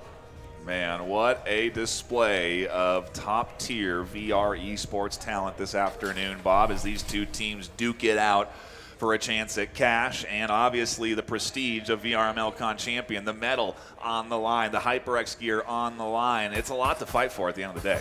3,000 in cash is, a decent chunk of change to win for playing Breachers. Anyways, LFT finding red, and again, we're seeing an early pick fall in favor of F3. Berserk picking up a bit of damage. Oh, it's an S-tier frag from Berserk, who finds the kill onto Sleepy Penguin. 2.5 minutes on the clock. Is Berserk going to double dip, look for another pick? Maybe it'll work out, maybe it won't. They're just going to decide to play it a little bit safe here. 2 minutes 20 on the clock right now, and we're already down to a 3 versus 5. as quickly as the round begins. I mean, we're not even a full minute in, and we're already down 2 players on each side. It's fast-paced out here in the LAN environment. These teams may be feeling anxious, or maybe just because of all of the different elements, all the different factors, hearing us yelling over them as, to some degree. You know, it's all of that audio that comes in, the crowd cheering when you make kills. I mean, gosh, what an exhilarating experience to have when you're on stage and you're clutching up for your team. Now a minute 50 on the clock as AESIR looking to pick up the pieces of a push that it's flawed, but we'll see if they manage to find some pace against F3. Tech9 already finding a kill on the bot as the server corner wall is opened up. Tech9 Jr. picking up some damage. Angel takes himself out with a frag, F-tier frag right there. Hero finding the kill on Tech9 Jr. Hotline is in, but goes down to LFT, and we're now down to a 1 versus 3. Can Plunge find the kill? No, it doesn't happen. LFT dropping a double kill to close out the round. It is a first half lockout on map 2. Who would have thought it would end up this way? I did. I voted for F3 for a reason, and I'm happy that they're showcasing this right now because I was feeling a little weird, you know, with map 1. Right. That first half, it was just getting dominated from the AESIR side, and I got to say, F3's aggressive defense paid off so well. I think in this first half, we saw several times from both sides that they got so many kills in that first minute, and that's crazy. Think about how fast-paced this game is. If like more than half of the roster on both teams have been wiped out in the first minute, there's a lot of things going on from both sides there, and F3, you know, just working things out a lot better when they're finally making their defensive pushes here. And I mean, so many clutch plays, so many beautiful standout plays. Tried to go for the 360 grab kill. That would have been one for the books, to say the least. Yeah. But here we go. A all-important pistol round that's going to determine the fate of this AESIR team, quite frankly. If they lock this in, they have a real opportunity of starting that comeback train and pushing us to another 6-6. If they lose this, it's map 2 into the hands firmly of F3, Bob, as we dive into round 7. Side swap, reset economy, and the pistol round opens things up. So this is really big for F3, right? Because if they can find this win, they're going to get this full map 7-0. That's kind of the pace that you're going to need from these teams here, because I have a feeling AESIR's going to capitalize off the momentum the same exact way that F3 did. So it's all going to come down to F3. Are they going to be able to find this first round? Oh no, it's an S-tier frag from Sleepy Penguin, and that's not an ideal start for F3. Oh, we could potentially see the tables turning here as Hero does manage to find the kill onto Hotline. LFT looking for some shots into boxes right now. 2 minutes 15 on the clock. Hero looking for a kill, looking for the swing. Finds one onto Sleepy, but does... Oh no, Plunge taking out bot. Tech9 Jr. finding the kill onto Hero. We're now down into a 2 versus 2. 2 minutes left on the clock as Plunge finds a kill onto Berserk, and is now just down to LFT picking up the pieces of this F3 push. Can they salvage this? It's not impossible. I mean... It's not going to be easy, though. Yeah, it's looking like AESIR have managed to weather the storm at least one round, okay? It's the start, like we said, of what could be a defensive string of rounds in a row, and it's going to come down to LFT being the disruptor of all of this. Not an easy task, to say the least, but I don't even know if I would say possible, quite frankly. I mean, it would really have to take a blunder from AESIR to let this happen right now. I mean, we could see LFT. Oh, that's not good. You could hear the collective. That's a proximity sensor, so it's just alerted everybody on AESIR to where LFT is standing. So, oh no. Oh yeah, that was brutal, and there it is. AESIR finding the round that they needed to turn things around. We could potentially be on track to see that 6-6 Martini. You know, I was thinking it was going to be a little bit slower of a windup from the F3 side, and I thought I don't know if you noticed, there was a flanker. I thought they were going to coordinate that. Unfortunately, that syncing issue just didn't quite work out. Hero went a little bit too early. I think if they synced up that push with that flanker, it might have worked out a little bit better for the F3 side. But as we always talk about, the high level is those small mistakes that really punish you and usually cause you the loss for that round. AESIR did a really fine defense. So good, and then the slice on these angles, the team push up the stairs, a dominant performance from AESIR, right back into form off of losing 6 rounds in a row. Not an easy task, Bob, to accomplish. Not an easy thing to do, Martini, when you're going up against a team that has been undefeated all season long. And AESIR's going to be in a really good spot right now in terms of economy. And maybe you're right, Bob. They might be able to get that momentum and really push through. Are we talking about another 6-6? I don't know, man. I don't know. It's too early. I get it. But it's not an impossibility here. Is it too early? I mean, I think like we're starting to see that momentum build up from AESIR, and they're going to quickly capitalize off of this from F3. Like I was saying, that was the round that they really needed to pull ahead in. So they're going to have a tough time coming back from this. But again, not impossible. They still have 5 rounds to work with. AESIR can't lose any of these, so they're not safe by any means here. They still have quite the task ahead of them. But we'll see if they can manage to hang on against F3, or if F3 is going to take them out here and win map number 2. It's all about the waiting game. These pistol rounds, the eco rounds, setting the tone here this afternoon, Bob. And F3 want to try and maybe surprise their opponent a little bit more than they have in these previous rounds. We'll have to see if they can accomplish that, though. It's not easy when AESIR know so much about their opponent, so much about the game, and so much about the map. Yeah, I mean, these teams have definitely been reviewing each other's performance, watching back VODs to see how they function, and curious to see how this play is going to work for F3. AESIR, pretty spread formation here. They're waiting for F3 to make some kind of a move. LFT goes down to red. We now have 1:40 on the clock, and here comes the swing from F3. They're into the site. Red takes out here, plunge right into the kill on the bot as Berserk took out Tech9 Jr. And here we go, the retake from AESIR as they are going to win that second round against F3. They defuse the EMP. Beautiful, beautiful retake. It's really, it's something you only get in VR. A guy trying to hype the crowd and looking away from the crowd while he's trying to hype it, because they don't know where they're looking. They don't see who they're looking at. They just hear the audio. They know it's hyping. So hey, give it to me. I don't know where you are though, but give it to me. Staring at the wall like, hey, we're doing good right now, right? The wall's like, yeah, you're doing such a good job. Got a couple pieces there. But anyways, let's talk about that last round there. I think it looked more maybe they were going for like a turtle attack. I always call it a turtle attack. It's when like people, like the whole team is just crouched and walking through and trying to be very quiet about how they approach the site. And maybe because they knew that most likely AESIR was going to play a couple of hero buys, right? Yeah. And I get that. And AESIR, with a couple of Bezins in hand, it's very scary, I can imagine, on the F3 side. So that turtle defense, that turtle attack coming in with a flanker there. Beautiful push here from the AESIR side as they try to take that from F3, but it didn't quite work out for them. But I lost my thought there, but anyways. No, the replays distract you, Bob. I get it. They are incredible. And again, a shout out to our sponsors who make all of that possible, who are enabling us to do those unique scenes and stuff like that. It is tremendous, and it's only possible because of their support. So a big shout out to them as we dive in to round 9, map 2, fully kitted. Round number 9. We've only got 3 rounds left on map number 2. AESIR have a lot of work to do, but they've certainly made an impact so far. Here comes a drone into boxes looking for some intel. Does mark those trip mines. Sleepy Penguin does get spotted. Beautiful drone work there. It's all about keeping that drone alive, because if it gets shot once, it's going to break. Right. Yeah. So it's all about keeping it alive while getting as much intel, pinging for your team as much as possible.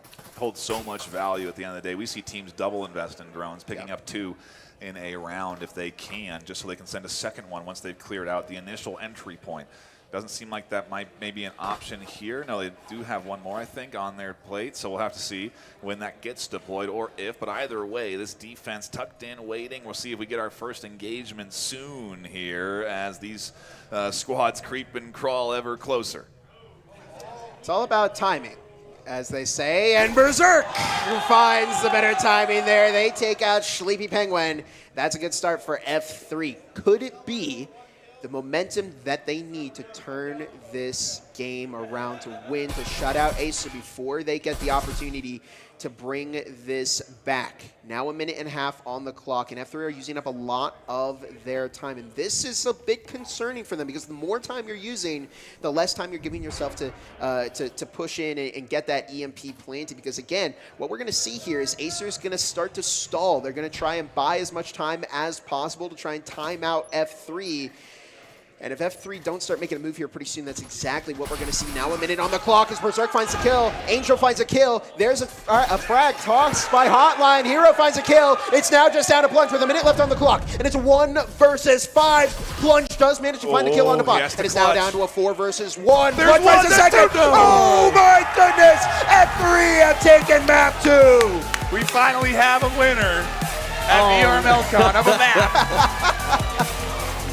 Just beautiful credit to the F3 squad there. For a minute, I was holding out from AESIR. You never know with the best in hand. Sure. You could get those clutch ups there, but F3 has just been dominating AESIR in this current map. I mean, Arctic, I'm shocked that AESIR chose it. They made the choice to go to this map. What do you think happened? Was it just a bad map choice? Did they expect less from the F3 side? I know those map stats said something, but remember, F3 only played half of the season, so those map stats aren't going to be really fully fleshed out as much as they normally are. Like it was for the AESIR squad. Yeah, I don't know. We'll dig deeper into it when we come back from our brief break here. Do please stick around for more VRML CON, more Breachers NA finals. We've got at least 2 more maps ahead of us until we have a champion, so don't go anywhere. It's VRML CON 2024.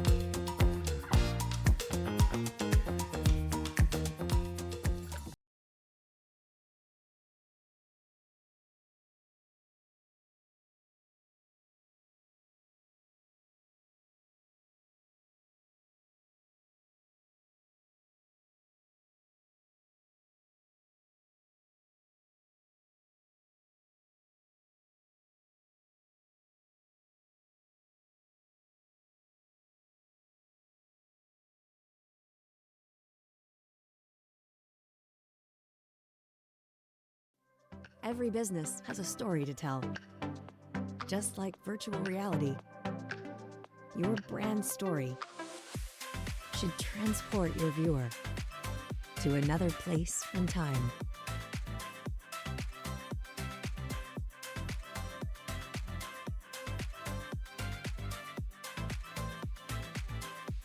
Work with Grapevine, and we'll help you do just that. Get started today.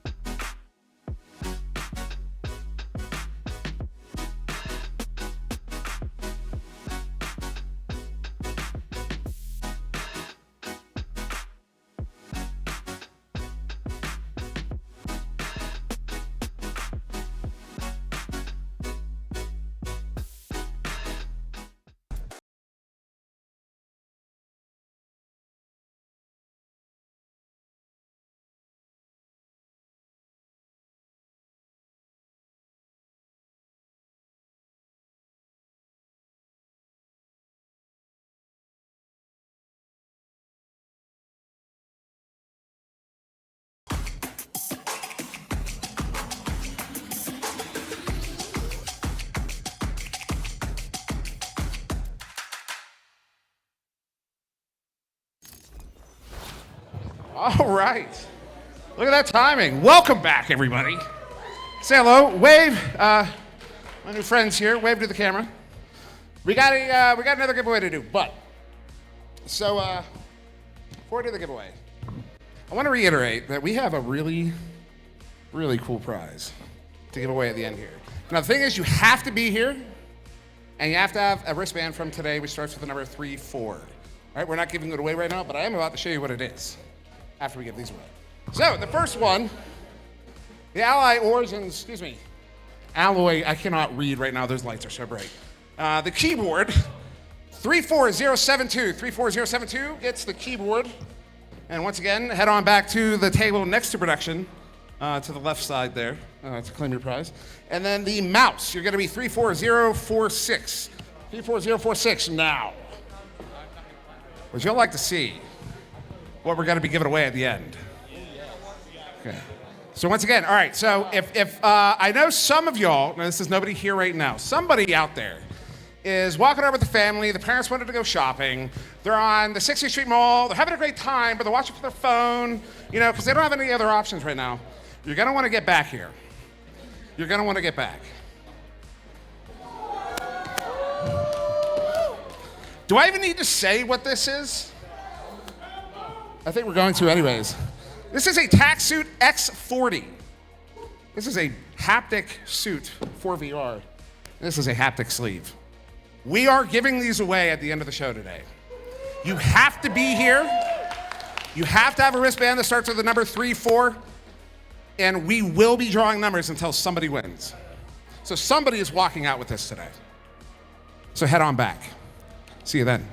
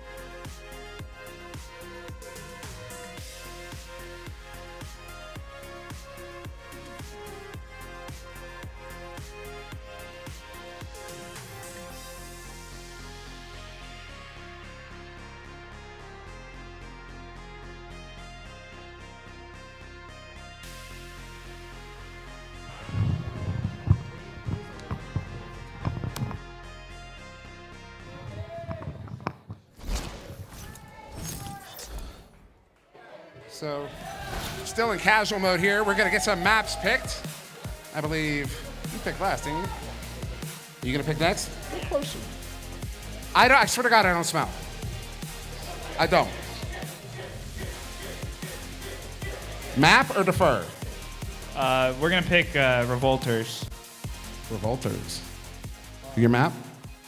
Factory. Yeah, we're gonna go with factory. Factory. Let's go.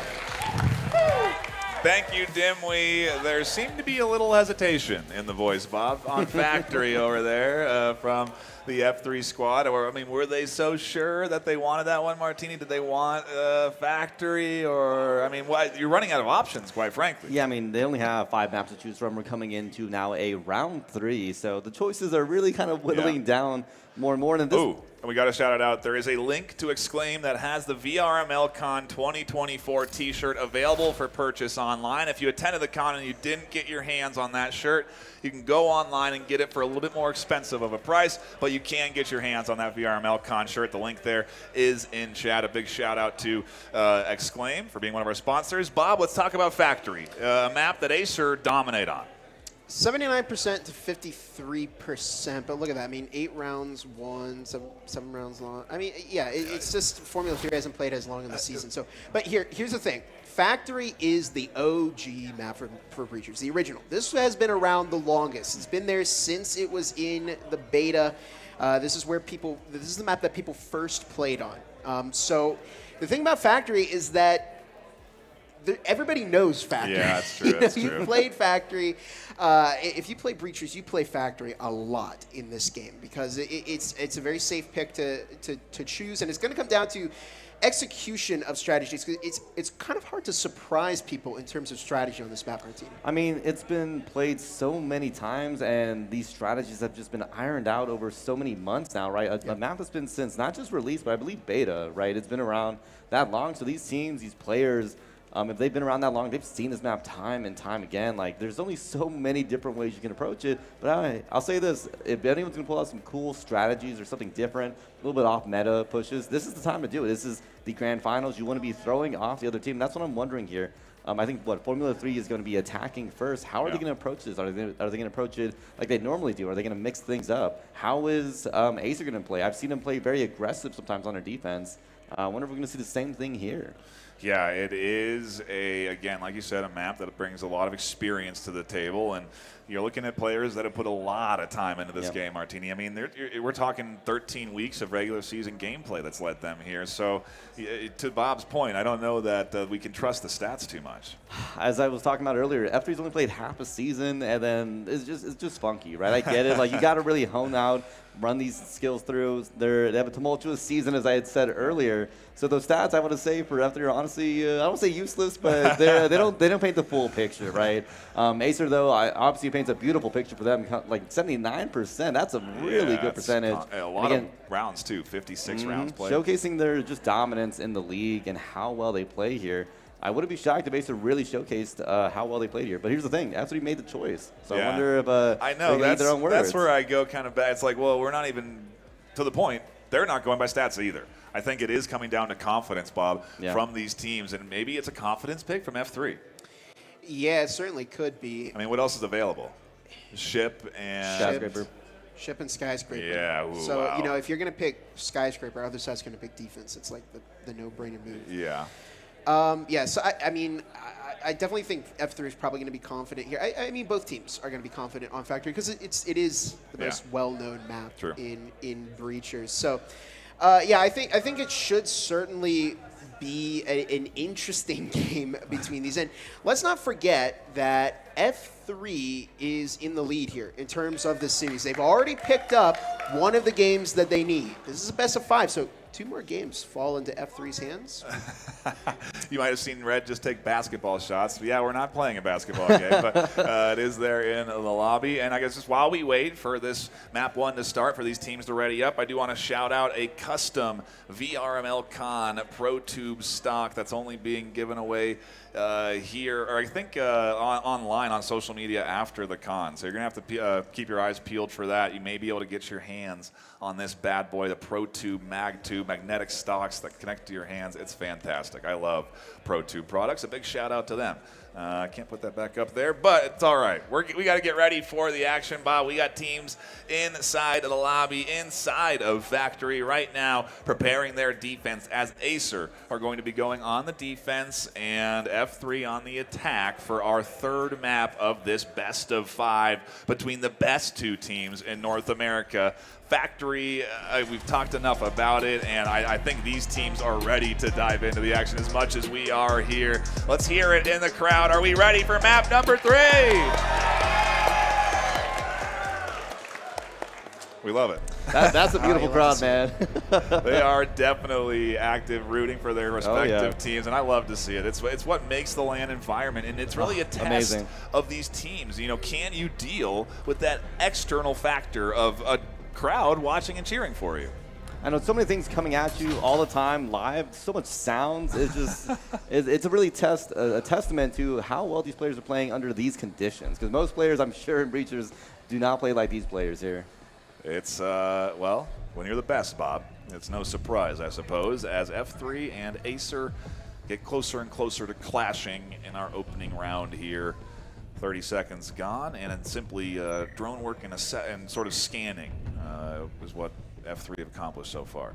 Here we go into map number 3, round number 1. 2.5 minutes on the clock right now. F3, of course, on the offense. AESIR taking the defensive side, and they're on the move over on F3. The sites are on the middle floor right now, kitchen and offices. Now 2 minutes 10 on the clock as Berserk opening up some windows here. There goes the hatch down into kitchen. I wonder if we're going to see that frag that we always do down that hatch. And we saw them mastering the meta of the video on the VRML YouTube channel. Anyways, it's a smoke tossed down into the hatch. I'm not sure if that was actually intended or not, but a minute 50 on the clock. Nobody has found a kill here yet. Still in a bit of a stalemate between both teams. Yeah, that's an interesting setup too from the defense. I wonder how this will pay off once the push, or if the push ever does come through from F3. It seems to me like it's a tactical read to be preparing this way, and I'm curious if it's going to benefit the AESIR squad or not, as F3 again in sync like they have been all day long, quite frankly, giving a great challenge to this AESIR squad. The coordination is what makes or breaks these teams at a high level, and I suppose we've seen Bot also be a standout shooter so far today too. There's a minute left on the clock here. This is going to be a fast push because these teams don't have a whole lot of time. Berserk finding a kill on Hotline. Shalibi looking to find one, and Berserk dropping a second kill. That's a good start for F3. Can Berserk find a third? No, Red finds it instead. LFT taking up lunch. As Tech9 Jr. finds a kill in the bot. LFT dropping their second kill. They go down to Red, who drops their second kill, and Angel closing out round number 1 onto Red. F3 taking an early lead here on Factory. I mean, that was beautiful at the beginning. Not beginning. Sorry, that was such a late round. Really slow push coming out from the F3 side, seeing how they're a lot more methodical, I think, on this attack, and it worked out so well for them. Again, we talked about Factory being such a defensive-sided map. Them starting off, granted, pistol round, but having a very successful pistol round here, and it was a beautiful push from them. And on top of that, I think Berserk coming in from the side, surprising not one but 2 of the players on the AESIR side, really put them in a really good push, and standing against the AESIR side. Check out this replay again. Never mind, don't check that out. No. We got to get ready for round number 2. No, there, we faked out again. Still in the buy phase here, but yeah, we're definitely going to start to see some of these rifles come out from F3, and why not? I mean, they've had success with these rifles, so if it ain't broke, don't fix it, you know? Yeah. Anyways, AESIR have their work cut out for them. They've taken an early loss here. Their eco's going to hurt a little bit. And they're going to want to eco and save their money for next round so they can get some rifles. Jesper 2 in the playing field this afternoon for AESIR in round 2 as F3 start to crack the shell of the objective space, opening up a couple of windows and trying to bait out shots with that pistol there from Angel, trying to get the peek from Hotline and the frag from Hero. It's great teamwork as they push into that site. Hero able to snap on the plunge down the stairs, a big pick that puts them up into a 5-4. 2.5 minutes on the clock. Yeah, 5-4 again. It's all about those early picks. It usually seems like whoever finds that first kill ends up winning that round. And beautiful headshot from Hero as F3 looking to make their move. LFT finding a kill. Berserk finding a kill. We're now down into a 5 versus 1. Can Hotline do it? I mean, it's not going to be easy. No, especially when you've got Hero, camouflage on, rifle in hand, short corner peek. Martini, a quick round for F3. I mean, checking out those Hero buys, just looking at those guys alone. Hero coming in with a 3K, and Berserk themselves also getting a kill. Those Hero, that was a really good gamble for the F3 side, having 2 Hero buys, and they both worked out so successfully. I mean, F3 on the attack here is Factory going to be potentially their map here. It's gonna throw things for a swirl, as again we slotted AESIR to win out at least his first half, being on the defensive side. I was just doing a quick scan, and I was wondering if there was a socks versus shoes preference, because there is one shoe user out here, and I gotta wonder what the preference is across the board for people that play VR, right? Do you really want to be? I don't know. It's either way. I think they're mimicking their home environment, right? Okay. This is how they played home, and I guess some of them really like playing with shoes, maybe. I don't know, but some of them probably like playing with socks. It feels a little bit more homey. You know, you want to feel your best when you're playing in VR, right? I mean, you put the headset on, you put the earphones on. I mean, I guess in reality you're here in the crowd, obviously, but you can kind of simulate yourself back at home, playing with your buddies online, battling for a chance at being that #1 team in VRML. That's what's at stake here. Season 2 championship on the line. 13 weeks of regular season gameplay, a postseason that they've contended through, and finally earning their spot on stage for the grand finals. Here we go into round number 3. Could this be a potential hat trick for F3? They're taking that early momentum, which is going to come back to haunt AESIR in the second half if they can't start finding some momentum here. Best case for them right now is still a 4-2 game. Oh, good name. Oh, there it is. S-tier frag from LFT. I think LFT watched the Mastering the Meta video. Anyways, 2 minutes and 15 on the clock. Again, early pick falls into the hands of F3, and we're seeing, that first kill leading into a snowball. The rest of the players fall soon after. So AESIR, they do have their rifles this time around. Are they going to be able to shut down F3 here? That nade nearly connects. Hero looking for some action through a site. Tech9 hearing what should be some foam going down, and it's information for them to use as Hotline plunge. Red gets called out. Berserk finds them downstairs. Good details and information. Good comms coming in from F3. They're locked in right now as they fight and battle a 5v3 in round 3. Now a minute and a half on the clock. AESIR is looking pretty wounded here right now. There goes the breach into Site A. Hotline and plunge, looking to cover down the angles, and Tech9 Jr. finding kill onto Berserk. That could be a good start for AESIR here. LFT quickly finding the refrag onto Tech9, so it's now just down to plunge and Hotline against 4 members of F3. There's only a minute on the clock. Good swing from Plunge, who finds 2. Hotline finds the 3rd kill, and it's now down to a 1v1. Angel versus Hotline. Is Hotline going to find it? Hotline finds the kill! It's a 1-2 game. That could be massive for AESIR. What a huge round, Martini, for them to clutch up, lock in. The crowd goes wild as AESIR bounce back. I mean, it was working out a little bit for the F3 side. They got those picks. They got, I think, 2 roaming picks. I thought things were really going to swing on their side, but that is not what happened again. AESIR got a hand of them. They have some of the best clutch plays I've seen in a while here, and that's exactly what we saw there. They had 2 players versus, 3 or 2? I forgot exactly there, but they knocked down the 2 players. It became a 1v1 situation there, and I mean, I don't know what happened there, but AESIR was able to swing things in their favor and really knock them down for the count. I don't know. I'm kind of, maybe I'm swinging for AESIR this time around. Okay. Like I was a little. Hey, I mean, F3 a couple rounds in the pocket for that attacking side. But who says that AESIR can't do the same thing? Yeah. Martini, when you make a prediction, you got to stick with it. You got to stay faithful to The game- F3 here. the They're not game- out of this yet. They're still in the lead. There's that bottom stair pick, the shutdown, and then the swing, the double over the top there from Plunge was vital. The frag over the top from Hotline, and then this 1v1, Bob, that ends with, AESIR back in to this game. Shout out to Bobo VR for helping us with that replay scene and for providing us with on-stage headsets, straps, and batteries. It's a huge deal for us at the end of the day that really does enable us to host a show like this and do a best of 5 because we're headed to a 4th map no matter what at this stage. But it might be F3's series point if they have anything to say about it here. Best case scenario for either team right now is to go 4-2 in the second half, and Berserk taking an early pick on AESIR. Once again, they find red. Now 2.5 minutes on the clock as F3 just hanging outside of the building. What surprised me is they've been taking a slower approach to some of these sites this time around. NA, the top of NA Breachers is, wow, what a beautiful kill by Sleepy Penguin there through the wall.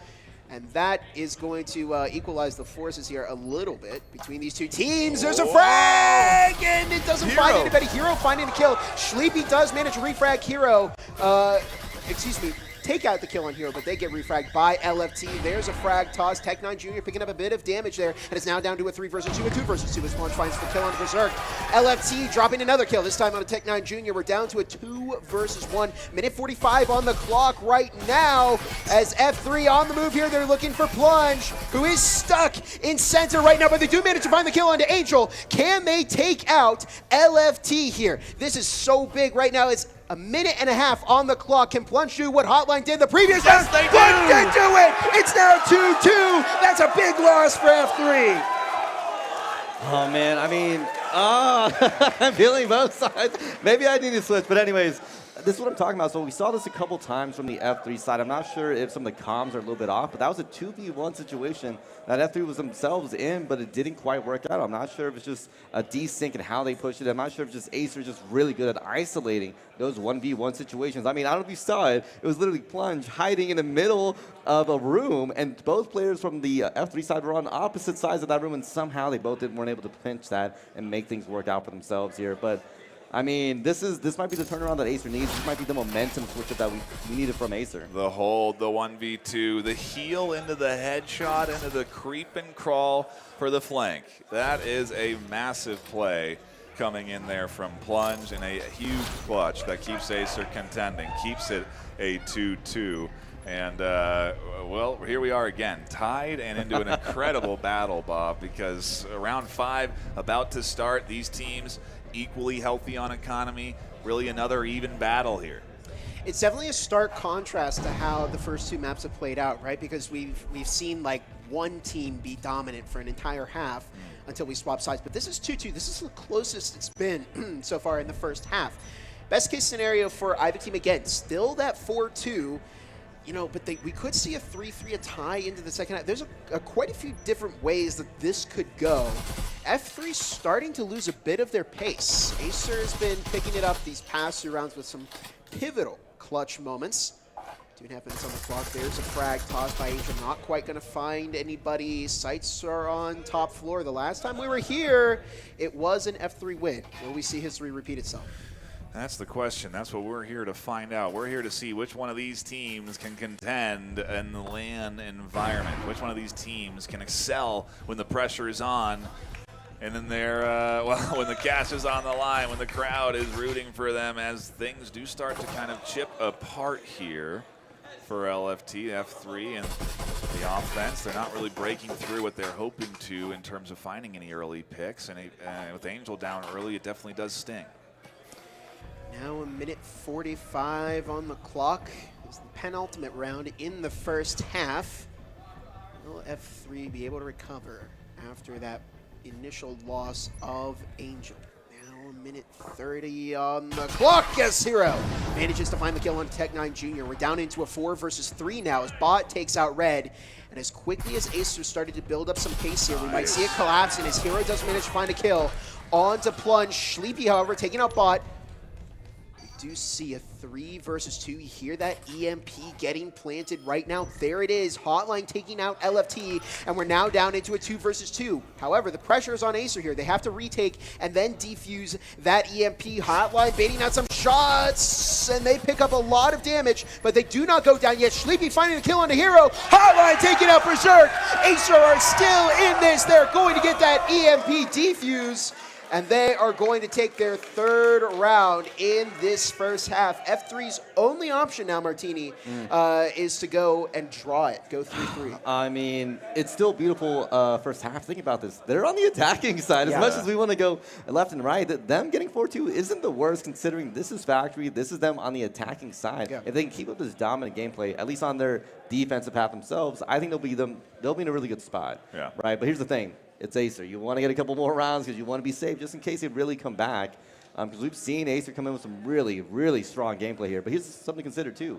F3 was on their down eco round, and they somehow still played it out very, very well. So I'm just saying, I'm still believing in F3 here. Just saying, just saying. What are y'all thinking, though? Yeah, it's a hard fight, to say the least, with AESIR getting momentum. A team that's familiar with running with that momentum is dangerous. They will start to kind of clutch up these big moments that we are seeing them clutch up. When they start to get into that rhythm, it's going to feel more like it has all season long for them. Yeah, like I was saying earlier, they're a team that does really well with momentum. They're going to get this game, and they're going to start snowballing it. So F3 has got to do some damage control. They got to find a round here, and this is a good moment. I mean, you see they're fully invested into that. That's 4 zeros and a 50 on their team. So they have gone all in on this round. This is going to be a big moment for F3. Can we see? Oh, there goes Hotline down very, very early. Schleeky looking for the refrag, but didn't catch it, and that's not a good start for AESIR. Immolations coming out, Bob. We've seen them a few times, not too much, but they are being deployed here with that recent update to them. Sleepy looking for some shots. Angel blind firing. Both players picking up a bit of damage. Now 2.5 minutes on the clock. Can we see an S-tier frag here from Sleepy Penguin? There it is. It's been tossed, and it goes out! Oh! It's an S-tier frag from Sleepy Penguin. As Sleepy finds a second, a third! Is there any stopping this player? And now it's down to just LFT in a 1v3 against Sleepy, Tech9, and Red. Maybe we're headed to 5 maps today. We'll have to see if AESIR have anything to say about it. Tie map 1, a win for F3 in map 2, and AESIR are fighting here in map 3 every inch of the way. They've got a nice, comfortable command of things. 3-1, LFT having to push into the objective is not going to be easy, especially alone, but they've got all the elements they really need to do it. They've got the kit, they've got the utility, so maybe some magic can happen here in the land stage. Now 1.5 minutes on the clock. Will LFT be able to find this? They do manage to pick up the first kill on Sleepy. They're a third of the way done. But they do still have 2 players left to take out. No possession of the EMP either. So this is going to be a big moment for LFT. Are they going to be able to make this push work against AESIR? Red and Tech9 are playing this pretty smart. They're not getting too aggressive. They're not over-committing to any kind of angle. Now just a minute on the clock, and the pressure's really on now for LFT because they are running out of time to make a play here. And I still don't see possession of that EMP. Now 50 seconds on the clock. There goes the breach. Into site B, LFT. Looking for a pick. 40 seconds on the clock. LFT getting some damage onto Red. Here comes Tech9 Jr. for the follow-up. The pistol! LFT with the pistol swap manages to find one of the kills. It's now just down to Red versus LFT in a 1v1. And Red finds a kill onto LFT. They're going 4-2 into the second half. It's okay. It's only taken me 2 seasons, over 100 casts, hundreds of hours of broadcasting to see a quick draw pistol kill from the hip like I'm in the dang Wild West. I don't think I've ever seen that, let alone in the grand finals, let alone live on stage. What the heck?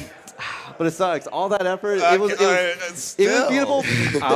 Hey, I'll give him his flowers. Don't give me anything about that. But here's the thing. AESIR still got the win, man. But here's the thing. We're going into this upcoming half. And we got to consider F3's on their defensive side now. How are they going to play this? They've seen how AESIR has played, and AESIR plays pretty aggressive defense. I don't know if you noticed, like several times, it's about a minute, maybe minute and a half in the round, and they're on F3's backs almost immediately. That's what we saw in that previous round. So many kills coming out from the AESIR players there. I mean, check this one.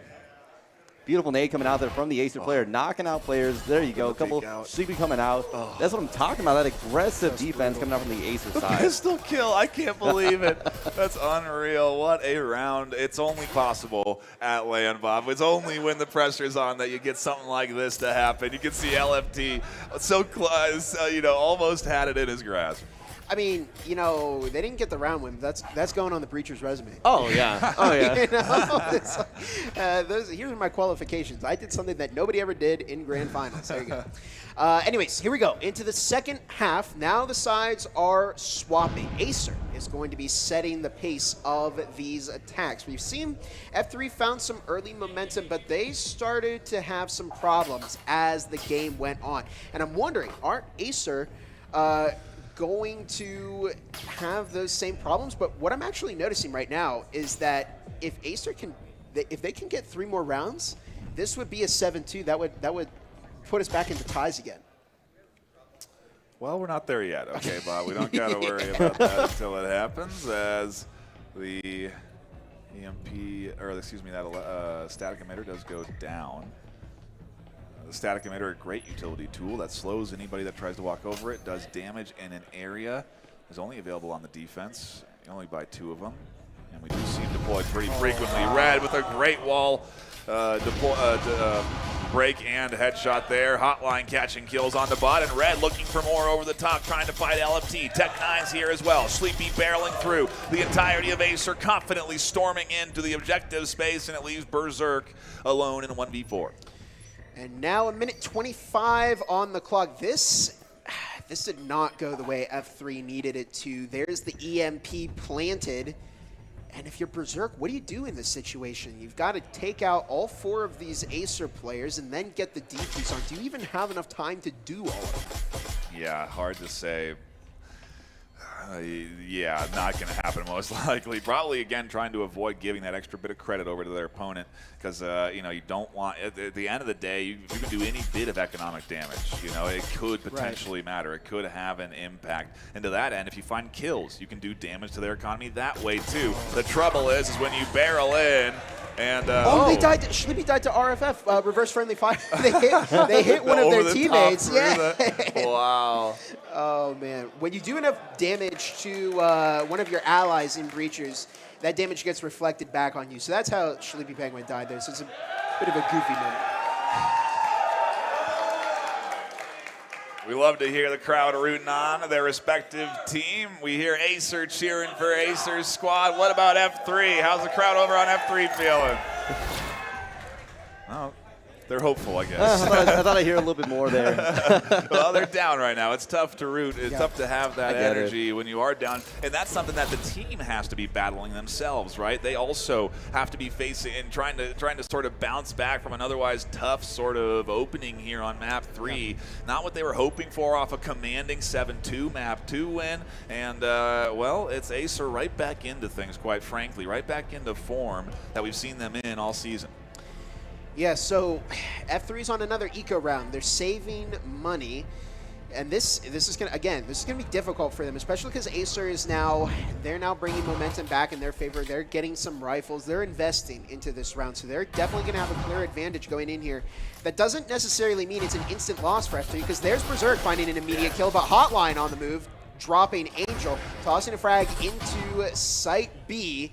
Sleepy Penguin tossing a frag in. Doesn't quite go where they wanted to, but meanwhile, LFT finding the kill onto Hotline. Did they recover the Pheasant? They dropped a second kill. Can they find the third? No, Sleepy Penguin shutting that down, and we're now into a 2 versus 3. Oh my goodness, Sleepy dropping a kill onto Bot. Found plunge before going down, and we're now just down into this 1 versus 1 bot, and Sleepy, who is going to find the kill here? 2 minutes 20 on the clock. Berserk finds it. F3 are still in this game. A huge round that they carry a rifle through, Martini, so they're in good shape right now. I mean, something to remember that AESIR came into this with 2 hero buys in. F3 was on the eco round, and you're right, they're already coming in with a rifle in hand. That's going to help them a lot with the economy, and we're already seeing that in some of their players. So they're going to be really good. Even if they do mess this one up, at least one of the players might be able to buy a Vezin or two in the upcoming round. So we'll have to see how this round pans out. But AESIR right now kind of on a back heel for a little bit. But we are coming into the upcoming rifle round. We're going to finally see both of these teams at their best. And let's check out that last round replay right there. The quick snap headshots are always impressive to me. Under pressure, arms shaking, they're still able to connect onto those heads. It's really, at this point, got to be muscle memory. Oh, yeah, they know exactly what they're doing when they're making these flicks. We can see them with the coolest thing about VR is a lot of it's either, you know, the little quick peek themselves, but it might be physical. They're physically turning their whole body because they know exactly how to play this one out. We got someone sitting down over on F3 right now. They're taking a little breather, it seems, as they get ready to go back into the action here. It's a lot, Bob. Like we said, you're at altitude. You're in map 3. You've played so many rounds. You're headed to a 4th, maybe a 5th. I mean, you got to preserve stamina when you can. So I guess sitting down on the mat is a good call when you need to try and get a little extra stamina for what is going to be a potentially long afternoon. Yeah, I mean, and you're getting warm here. You know, like you're out there, you're moving around. Yeah, I definitely don't blame them for taking a quick seat during the buy phase. But there's a frag tossed into kitchen. Angel picking up a bit of damage along with LFT. 2 minutes 20 on the clock right now as AESIR on the move. We do have those middle floor sights again. Red with an immediate pick onto Angel. Really nice coordination here from AESIR. Now 2 minutes 10 on the clock. As Hero taking out Hotline, who did take out LFT. Hero dropping his second kill, does get refragged by Red. Red finding the kill on the Berserk and is now just down to a 1 versus 3. Can Bot find the kill? No, it doesn't happen. Red takes out Bot, and AESIR are now 1 round away from winning map 2. The AESIR's in the sky, Martini. The fan base happy with what's happening right now. I was just talking about this the last half. You know, is this more of a defensive side of thing, or is it more of who's just better at Factory? And I don't know, man. It's looking a little bit like AESIR knows exactly how to play Factory through and through. That does not matter which side that they are on. And again, consider this. F3 was on that major choice. Check out this replay from the previous round. AESIR coming in really hot. So many shots left and right. And this is some beautiful gameplay. This is where stuff we get to see live coming out from these top tier players here. And here we go. Seeing some economy coming out from both sides. F3, they took a loss last round, so they don't have a whole lot of money to work with here. And that's going to put a lot of extra pressure on them to try and get as many rounds as possible. Now, AESIR isn't taking the 7-2 into the next map. F3 did get a pretty crucial win here, so hey, that one round may change things later on. There's a flash as LFT immediately going down to Sleepy Penguin. Hotline on the move, taking out Berserk, and we're down to a 5 versus 3 already here. 2 minutes 40 on the clock as AESIR looking for an aggressive push onto site B. Good pickup there. F3 and Hero now alone in a 1v5. Yeah, I mean, hey, it's kind of to be expected, unfortunately. But that's it.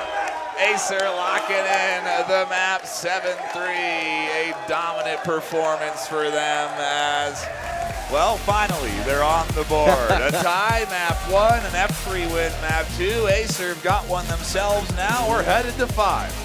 Things get way more interesting now, right? Because now they're sort of tied in terms of map wins.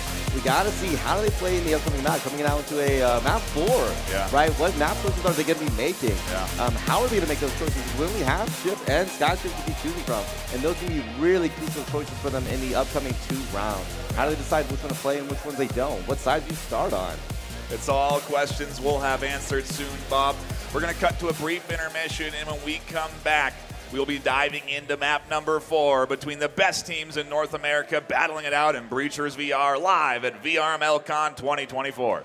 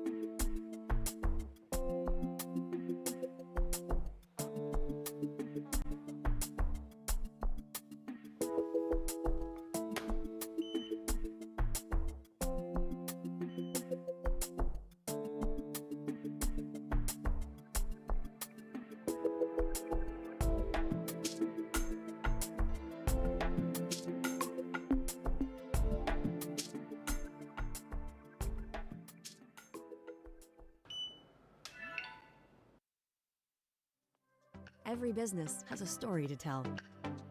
Just like virtual reality, your brand story should transport your viewer to another place and time.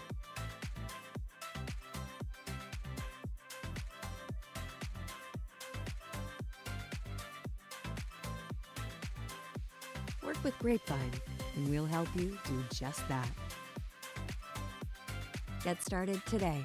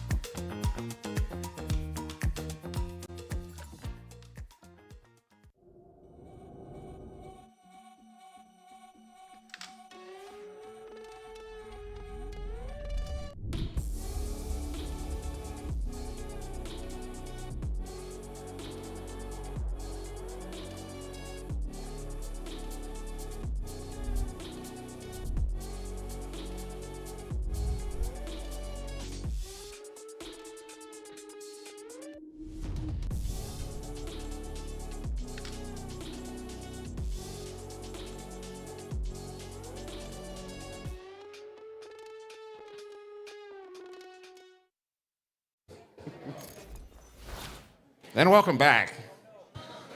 So we're not giving this away just yet. I still want to give people time. I will tell you now, however, when we're going to do it. So at the end of this game, whoever wins, good luck to both teams. We will do the medal ceremony, and then immediately following, because we don't want to disrupt the hype of the medal ceremony. Immediately following the medal ceremony, we will do this giveaway for the B-Haptics tack suit X40. This is a real haptic suit, not from the movies anymore. And of course, alongside it, is that funny? I think somebody was laughing about something else. Tacto C 4 arms. I think it's fun. So be sure to be back here by the end. If you want to get these, you have to have a wristband that starts with the number 34. If you don't have one of those, go get one. You can get one if you don't have one yet. If you're out there with your parents, say, Mom, Dad, I love you, but I need a scooter, and I need to scoot on back to the tournament. See you in a minute.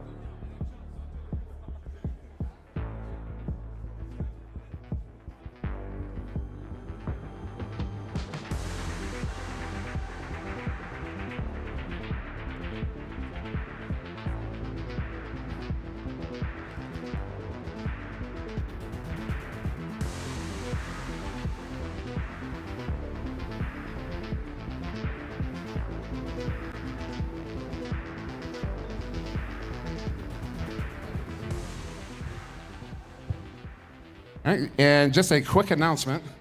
The Pavlov Shack League, the tournament has requested that everybody return to the play area in order to finish off their tournaments. So please, if you have not finished your tournament at the Shack tournament area, please return and do so as soon as possible. Thank you very much. Enjoy the show.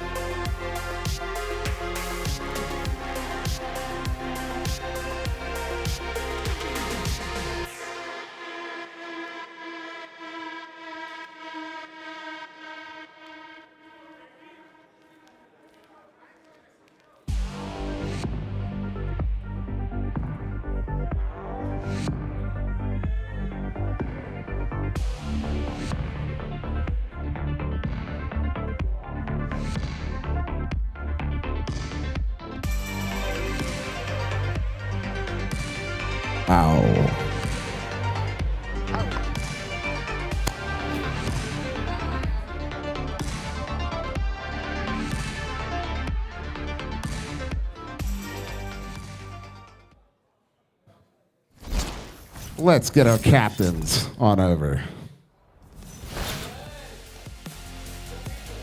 I believe it is Formula 3's map pick. But I quit my job. No, I'm just kidding. All right, let's do this. You ready? We're picking Revolters. Ooh, what do you got? Let me think. That's not a decision. That's not a choice. Ship. Let's get it. Here we go. Ship has been picked for map number 4. It means we're guaranteed skyscrapers for map number 5. Yeah. It's interesting that they picked Revolters, Bob. When we talk about strategy, when we talk about theory crafting, it's a unique element here in this best of 5, and that there's only 5 maps, so you know sort of what is coming down the line eventually when you get closer into those limited map pools. Yeah, Ship and Skyscraper are often thought to be two very defense-sided maps. And if you're just joining us really quick, this is Formula 3 versus AESIR for the NA Championship for Breachers. Map 1, 6-6, it was a tie. Arctic went to Formula 3 2-7 Factory. Our most recent map went in favor of AESIR 7-3. Now we're on to Ship. 2 more maps, Ship and Skyscraper. And yeah, to that point, I think Angel was like, both of these maps are defense-sided. They're going to have to pick the map. Let's just pick the defense and try and get a first-half lockout. Yeah, it has been a tremendous road so far this weekend, filled with multiple games leading us to this point. And now, I mean, I don't know if it's the curse of the con, but I'm trying to think of like it's the boon of the con. It's like the benefit of the con where we keep getting these crazy series, these amazing best of 5s that are extending into multiple maps. The intensity, the back and forth is here.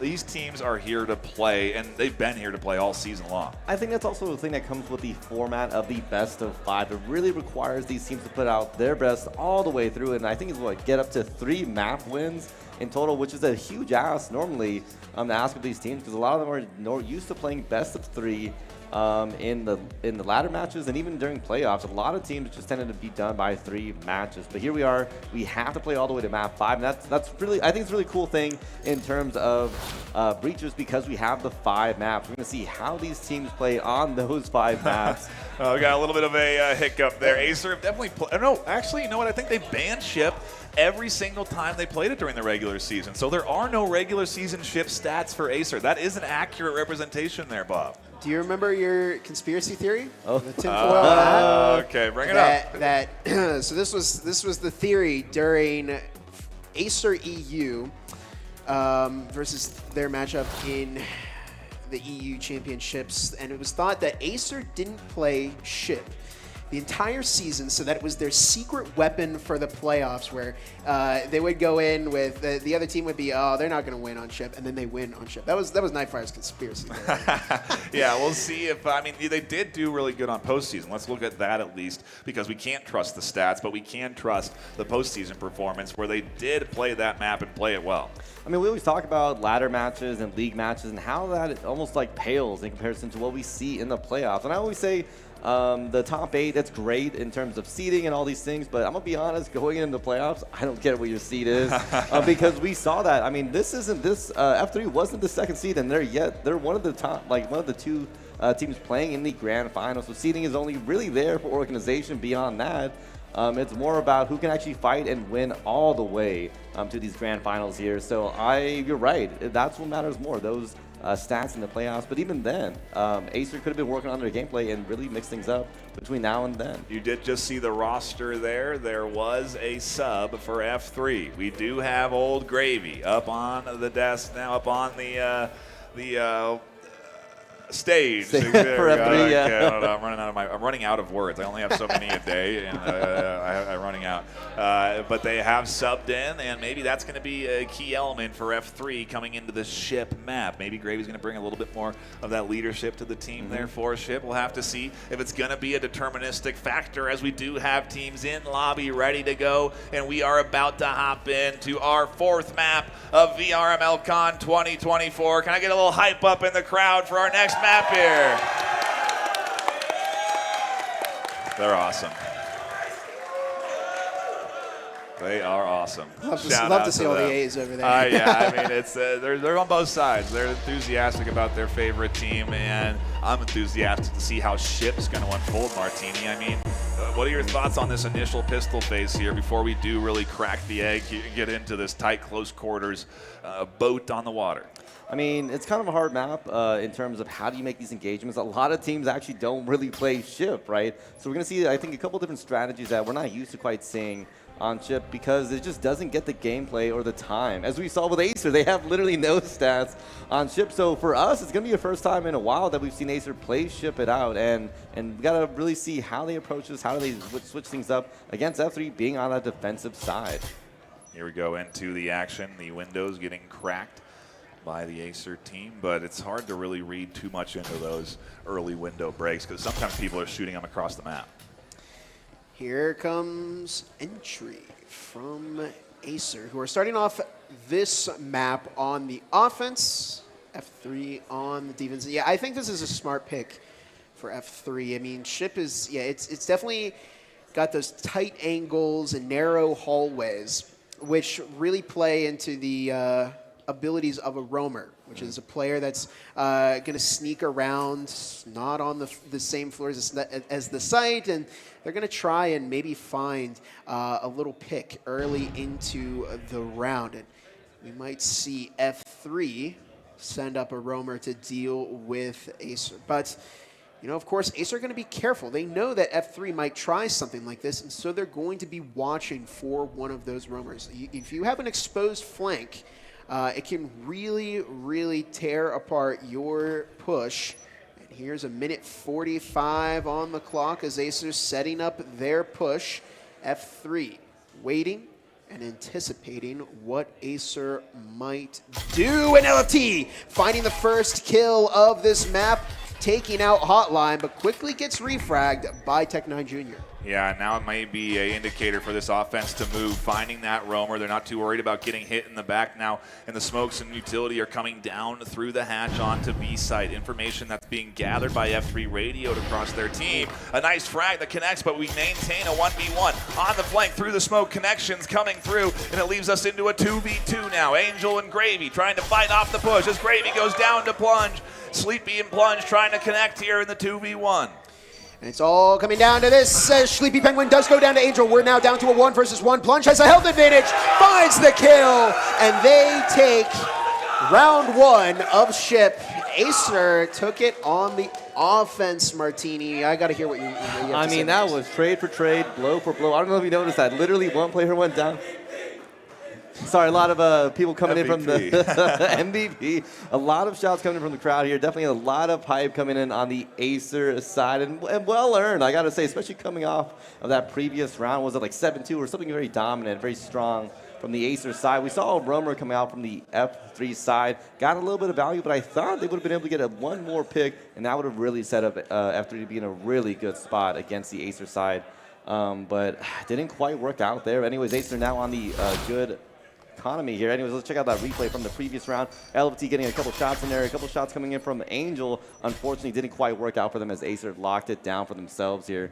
I don't know. What are y'all expecting for this upcoming round? Potential hero buys from the AESIR side. It's going to put them in a really good spot against F3. Yeah, it's hard to really read still, though, based off of what has been a interesting map-to-map performance. 6-6 map 1, 7-2 map 3, 7-2 map 2. It's, you know, I'm not sure what we're going to see here on ship, how this is going to unfold. AESIR definitely had a solid start, but can they continue to ride that gravy train, so to speak, or will old Gravy stop the train from riding? Who knows? Here comes the push into communications. Sleepy and Hotline taking out those players. Hotline dropping 2 as Hero does manage to find the kill into Sleepy Penguin. Old Gravy there to support the team, dropping 2, but Plunge manages to find the kill on Old Gravy. Gives the round to AESIR, but here's the thing. They lost 3 players there on AESIR, so their economy is going to be a little hurt by that, Martini. I mean, they came in with 2 Vezins in hand. I don't know if you noticed that. It was 2 hero buys. And they lucked out. They had 2 players left. I don't even know. They only got 1 Vezin out. Oh, they only got 1 Vezin out. I didn't see a Vezin on the oh other my player goodness. See, they lost one of the hero buys, and that was a gamble so. that didn't quite pan out for themselves. It might bite them in the butt coming into this upcoming round, but here's the thing. AESIR's got a good amount of economy in their pocket. So that really just sets them up for the assault rifle round against F3. I wonder if this is going to pan out a little bit better for the F3 squad. They've been getting...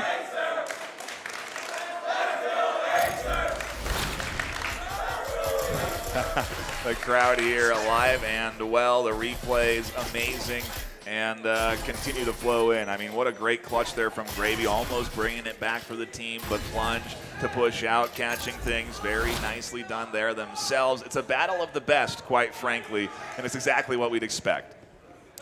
And we'll see. I mean, they now have rifles over on F3, so this is a big moment for them. Are they going to be able to shut down this momentum that AESIR has built up? That's the real question here.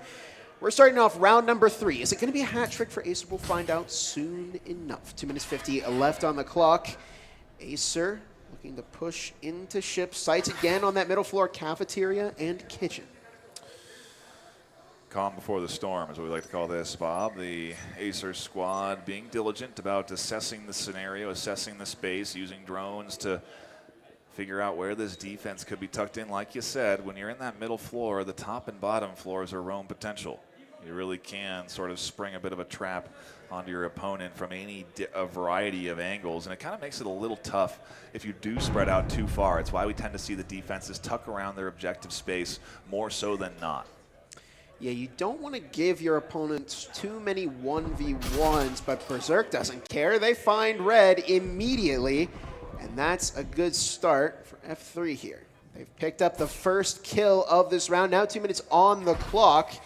Is AESIR going to be able to recover? They do still have the utility advantage here, but Berserk finds another, this time on a hotline before F3 shutting down that player. Now 1 minute 45 on the clock. Frag tossed into kitchen. Not going to find anybody. Old Gravy and Angel looking to provide some suppressive fire, but Tech9 Jr. with a beautiful double kill there. LFT finds an S-tier frag onto Tech9. Drops a double kill of their own, but Plunge there to take out Angel, and it's now just out of 1v1. Plunge dropping the second kill. Makes it a hat trick for AESIR. They go up 3-0 here on ship on the attack, no less, Martini. That's a rarity. Oh my goodness, I lost track of how many 2Ks were in that last round. I'll be noticed. I think it came in from Berserk. LFT plunge in the end there, and this beautiful gameplay coming out from both sides. But you're right, this is AESIR on the attacking half, and they're doing such a good job against F3. I'm wondering if F3 decided that they want to play defensively because they knew that maybe they can do better on the attacking half. Maybe they just figured out they can do a little bit better than AESIR. It's just, I'm not quite seeing why they made the choice go for defending now, because it just hasn't been working out for the F3 squad here. AESIR has been hitting them down now 3 rounds in a row. It's going to hit their economy coming into this upcoming round for the F3 side. Can they make this recovery? I'm seeing some interesting economy choices coming out. Yeah. I'm wondering if it's going to be able to pay off for them. Otherwise, AESIR is fully stocked up, as we can see. Here we go. Round number 4. AESIR ready to go. Likely the round advantage. I mean, obviously, round advantage in their hands. And these F3 teams know it, right? This is not a surprise. F3 is well aware of how economy works in this game. They're well aware when they're down 3-0 after the investments they've made that they're going up against a well-equipped squad, a well-equipped offense, and they're going to have to be prepared for all the utility and all the bells and whistles that are going to come at them on defense. Here we go, 2 minutes 45 seconds on the clock as we get into round number 4. We're getting close to the end of the first half here. AESIR's found that initial 3 rounds. Could we see a first half lockout here where F3 just picking defense so that they could get it out of the way and then potentially try and bring it back against AESIR? Who knows? But AESIR's certainly been putting in the performance. I think your conspiracy theory might have had some merit to it there, Nightfire. But LFT dropping 2 with the Omen Martini. That's why it's less SG in the game. Red finding a kill onto LFT as we're down to a 3 versus 4. Hero taking out Tech9 Jr. AESIR are struggling here. Old Gravy dropping a kill onto Red. And here's Plunge, the last member of AESIR standing. They find one, but Hero takes out Plunge. F3 bringing it back here. They're 1-3 now, just 2 rounds off of tying it up with AESIR. I mean, I don't know what to tell you. Maybe I'm wrong. Maybe I'm wrong, Bob. Maybe the Omen is worth revisiting, because, I mean, LFT coming in with 2 Omen kills at the beginning of that round really set up F3 beautifully for that a little bit later in that round as all their players collapsed in on that room and attacked all the AESIR players. And remember this, AESIR was fully kitted up. They had all the advantage on their side, but sometimes you got to say it. When a team is down on their economy, I see some of their best gameplay come out. It makes me wonder what why the meta is the meta, and if it really warrants to be the meta. Maybe people should just start getting pissed, taking omens, taking pistol, Omens only. just going with the off-meta stuff so that they can feel that pressure. Who knows what it is? But yeah, that's a massive flip, and entirely the pace and the where F3 are right now economically. That's a big round win. Yeah, if you know how to use those omens, you can burst down, players pretty easily, and that gives you a leg up against Vezins in some of those scenarios. And yeah, you're just seeing those replays now, what ultimately led to AESIR's demise. But hey, they're still up by 2 rounds. Best case scenario for F3 right now is to tie it up heading into the second half. Best case scenario for AESIR is to make it a 5-1 game. How's it going to play? Well, we'll find out. 2 minutes, 45 seconds on the clock. Sykes again back on that middle floor. AESIR on the move. I had some requests from folks at home for a little more KD viewing, but we have 2 cameras, so sometimes you're not getting that full KD view. But while these teams prep, we can take a look here ourselves. Plunge 8-1 right now on the round.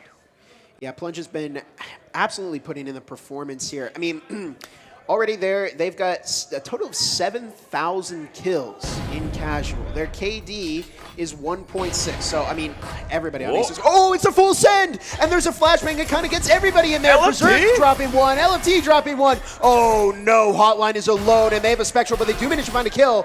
LFT dropping them, though. It was an aggressive play from AESIR. I guess maybe they were expecting that they were going to lose that round, but it was still quite an aggressive play. I mean, we got to check out some of the economy choices they had. It was, I think, almost all Jespers. They still, though, to get 2 kills on a full, that's like exactly what you want, really. You want to do damage to the F3 economy. You want to force them to buy back into a rifle, spend that extra $1 to get that extra, to get back into full shape, to get everyone back into fully kitted rifles and utility. But, hey, we'll have to see. Is AESIR trying to rally on their crowd, get them hyped up for the next round? We are diving into round 6 soon. Martini, take a look at the replays. Tell us about that last one. I mean, this is, I think AESIR just dealing with the best of their economy. We get it. They're on their down round. They decided, hey, let's go all in on the upcoming round because this is round 6. This economy matters, I'm going to be honest, more than that round 5 because it might have been kind of iffy, might have impacted round 6 anyways and be kind of weird. But AESIR said, hey, let's buy a couple of Jespers, go all in on this economy and go, I call it almost super eco, right? You're really saving that extra 500 for that upcoming 3rd round, and they're looking pretty good, in pretty good shape considering where they were. Here we go, round 6, cracking open the outer edge already at A site, and a little bit of pre-fire back and forth. Not anything out of the ordinary, though. That's pretty cut and dry for this objective. You do have that outside wall you can crack open. This early death isn't ideal for F3, though. S-tier frag from Sleepy. As Tech9 Jr. does also go down. We're down to a 4 versus 4 between these 2 teams on the last round of the first half. Berserk finding to kill a double between Red and Sleepy. Plunge potentially looking for a refrag here, but there's a frag tossed into Red Engine. Hotline taking out Angel. Now 2 minutes 20 on the clock. As we do see a 2 versus 3 Hotline and Plunge. A duo that's been alive at the end of these rounds many times before. Are they going to be able to pick up this clutch? Saw the health syringe getting tossed back and forth between players, something that we love to point out and is possible because of virtual reality. Is a swing there, doesn't work out. F3 Hero catches one, Plunge scoops up another, and we're into a 1v1. Plunge might just do this again, but it's not over yet. LFT may get the jump here. They do find the kill. What a clutch by LFT to tie it up heading into the second half. Very, very well played by F3 there. I mean, they were starting off to a pretty rough start, right? That early round frag knocked out one of the F3 players, kind of making it a trade. And Berserk, though, coming in later in that round with a 2K that really set things up beautifully for F3. And it went all the way down to a 1v1.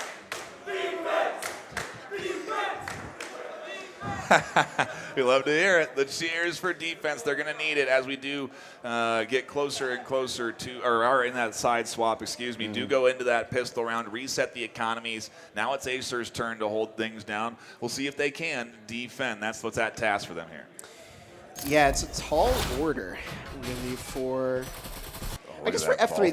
They what? Look at the I was watching the replay. Sorry, Oh, Mark. yeah, no, They you're vaulted good. out the window for the kill on that second floor. Berserk picking up some kills too. The double there, beautifully done. Retreat and avoid plunge as well. And then we get into the 1v1 moment. These are the tensest, and it ends with LFT finding the headshot. A heck of a round. You can see the hype in these players when they do lock in these big moments like this. Yeah, I was just going to say, I wonder if that was the outcome F3 wanted. Did they want to go and tie it up and then bring it back on offense? I'm not quite sure. It's hard to tell with this team whether they prefer to be on offense or defense for some maps, but we'll find out soon enough. I mean, now they're on the second side. We'll see what happens. 2 minutes 35 seconds left on the clock as we enter the pistol round of the second half. No team has pulled ahead in the first half. We see some gunfire exchanged under that hatch in cafeteria. But who is going to make the first move here? It's a patient waiting game that we're into right now. Both teams, again, not a lot of information coming through so far. They haven't run into each other. They haven't spotted anything on either side. And so it is just a slow, methodical scan of the area. Maybe even go through some different floors to make sure there's no flanks. But if you don't, then you got to be kind of always worried about something coming up from those stairs and creating a pinch. Now 1:50 left on the clock. Is F3 setting up their push? Is this going to catch AESIR off guard? This is going to be, of course, a very important round. It's going to set the tone for the second half. And Formula 3 are taking their time with this push. We're down to 1.5 minutes on the clock. And this could really affect them because, again, what we're going to see is AESIR's going to try and stall. Hero picking up a bit of damage, but that's going to indicate to Sleepy that somebody's out there, so they might know where the push is coming from. Sleepy pushes out, finds the kill into Old Gravy, but gets refragged by Angel. Here comes the two-prong from F3. They're looking to get that EMP planted. His Hero does manage to find the kill in red, but Hotline dropping kills. What happened? It's now just down to a 1v1. Can Plunge clutch up for the team again? We just saw Plunge versus LFT a couple rounds ago, and now we're back down to that exact same scenario, but look at this. The EMP actually hasn't been planted yet. So Plunge has the advantage here. LFT is going to have to push up and get that EMP planted or find the kill onto Plunge. Now just 45 seconds left on the clock. Plunge knows the game that they have to play, and they're not in the worst of positions here. They don't have an insane amount of angles that they need to cover, but 30 seconds left on the clock. LFT is starting to run out of time as they try and strategize a way to push up onto this EMP. Plunge is wondering, maybe LFT is trying to flank from a separate angle, and there's so much drama in this moment right now. What are both of these players thinking? What is going to happen? 10 seconds left on the clock, and Plunge finds a kill on LFT. AESIR is taking the lead in the second half. That is going to be a big deal, I think, for their upcoming momentum there. I really didn't know what was going to happen, but a shout out to the AESIR frag. I don't know if you noticed, they threw a frag out that knocked out the F3 player that was going to plant that EMP. If that EMP had gone off, this would have looked very, very different. Yeah, that was a heck of a clutch, and we can hear the chants for MVP for Plunge there off of a big double kill. And I mean, hey, that's what you need at the high level. That's what you need to do in these clutch moments. You need to be able to step up, and whether it's in a LAN environment with the crowd cheering you on or you're at home, you got to be able to clutch.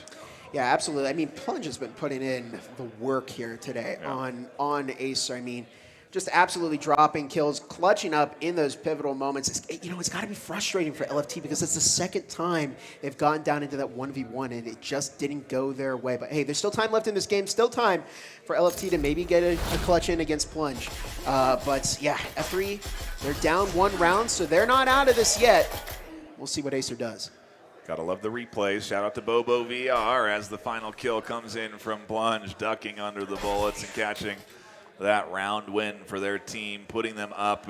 And Plunge, again, really giving that wall the business. I don't know if it deserves all the attention that Plunge is giving it, yelling at the wall like that. But, hey, he's hyped up. And, again, it's just the fun of VR, right? How do you – maybe we got to put little, braille on the pad so they know where they're facing at all times. But either way, it's awesome to see the hype in those players when they do lock in those big clutch moments. Here we go in round number 8. Is AESIR going to continue this push here into ship. They're a round up. They've got the eco this time around. F3 hurting for cash a bit, but I mean they still have time to turn this game back around. And I mean it's incredibly close. And I know F3 have the potential to turn this around, but the question is, are they going to be able to find that pace that they need against AESIR? That's a heck of an angle, trying to get any advantage they can, but nothing for Angel, and we'll see if F3 can work their way up towards the objective. The question is which one, and maybe both, depending on how F3 are going to collapse here as we do zip over to Hero, and they run right into Plunge, who finds that connection over the top. Sleepy scooping up Old Gravy, finding a second there, a double kill for Sleepy, and F3 down to just 2 now. Marjol was picking up a bit of damage from that fragment, but just managed to recover from that. It's down to Angel and Berserk in a 2 versus 5. I guess maybe F3 were anticipating that something like this would happen, but I mean, still, this is just an ironclad AESIR defense here. We might see things change come the next round when F3 has enough money to buy some rifles, but so far. Oh no, Hotline finding the kill onto Angel. Hotline dropping a double onto Berserk. It's a 5-3 game with AESIR 1 round away from match point. Yeah, they are getting closer and closer to locking in a second map.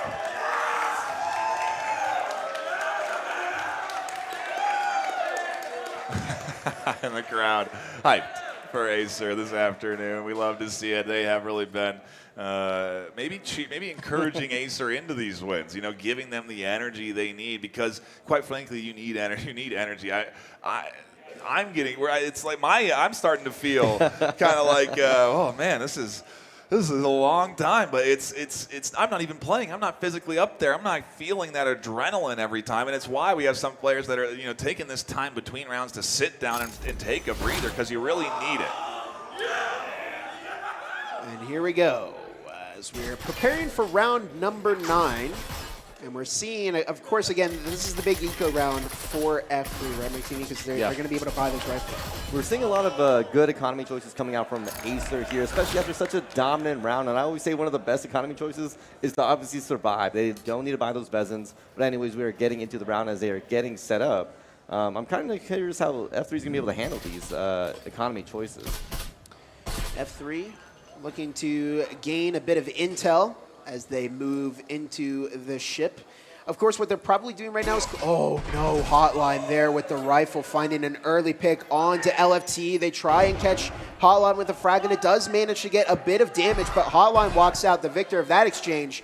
They took out a whole player in exchange for 40 damage, but now 2 minutes, 25 seconds on the clock, and we're down into a 4 versus 5 already.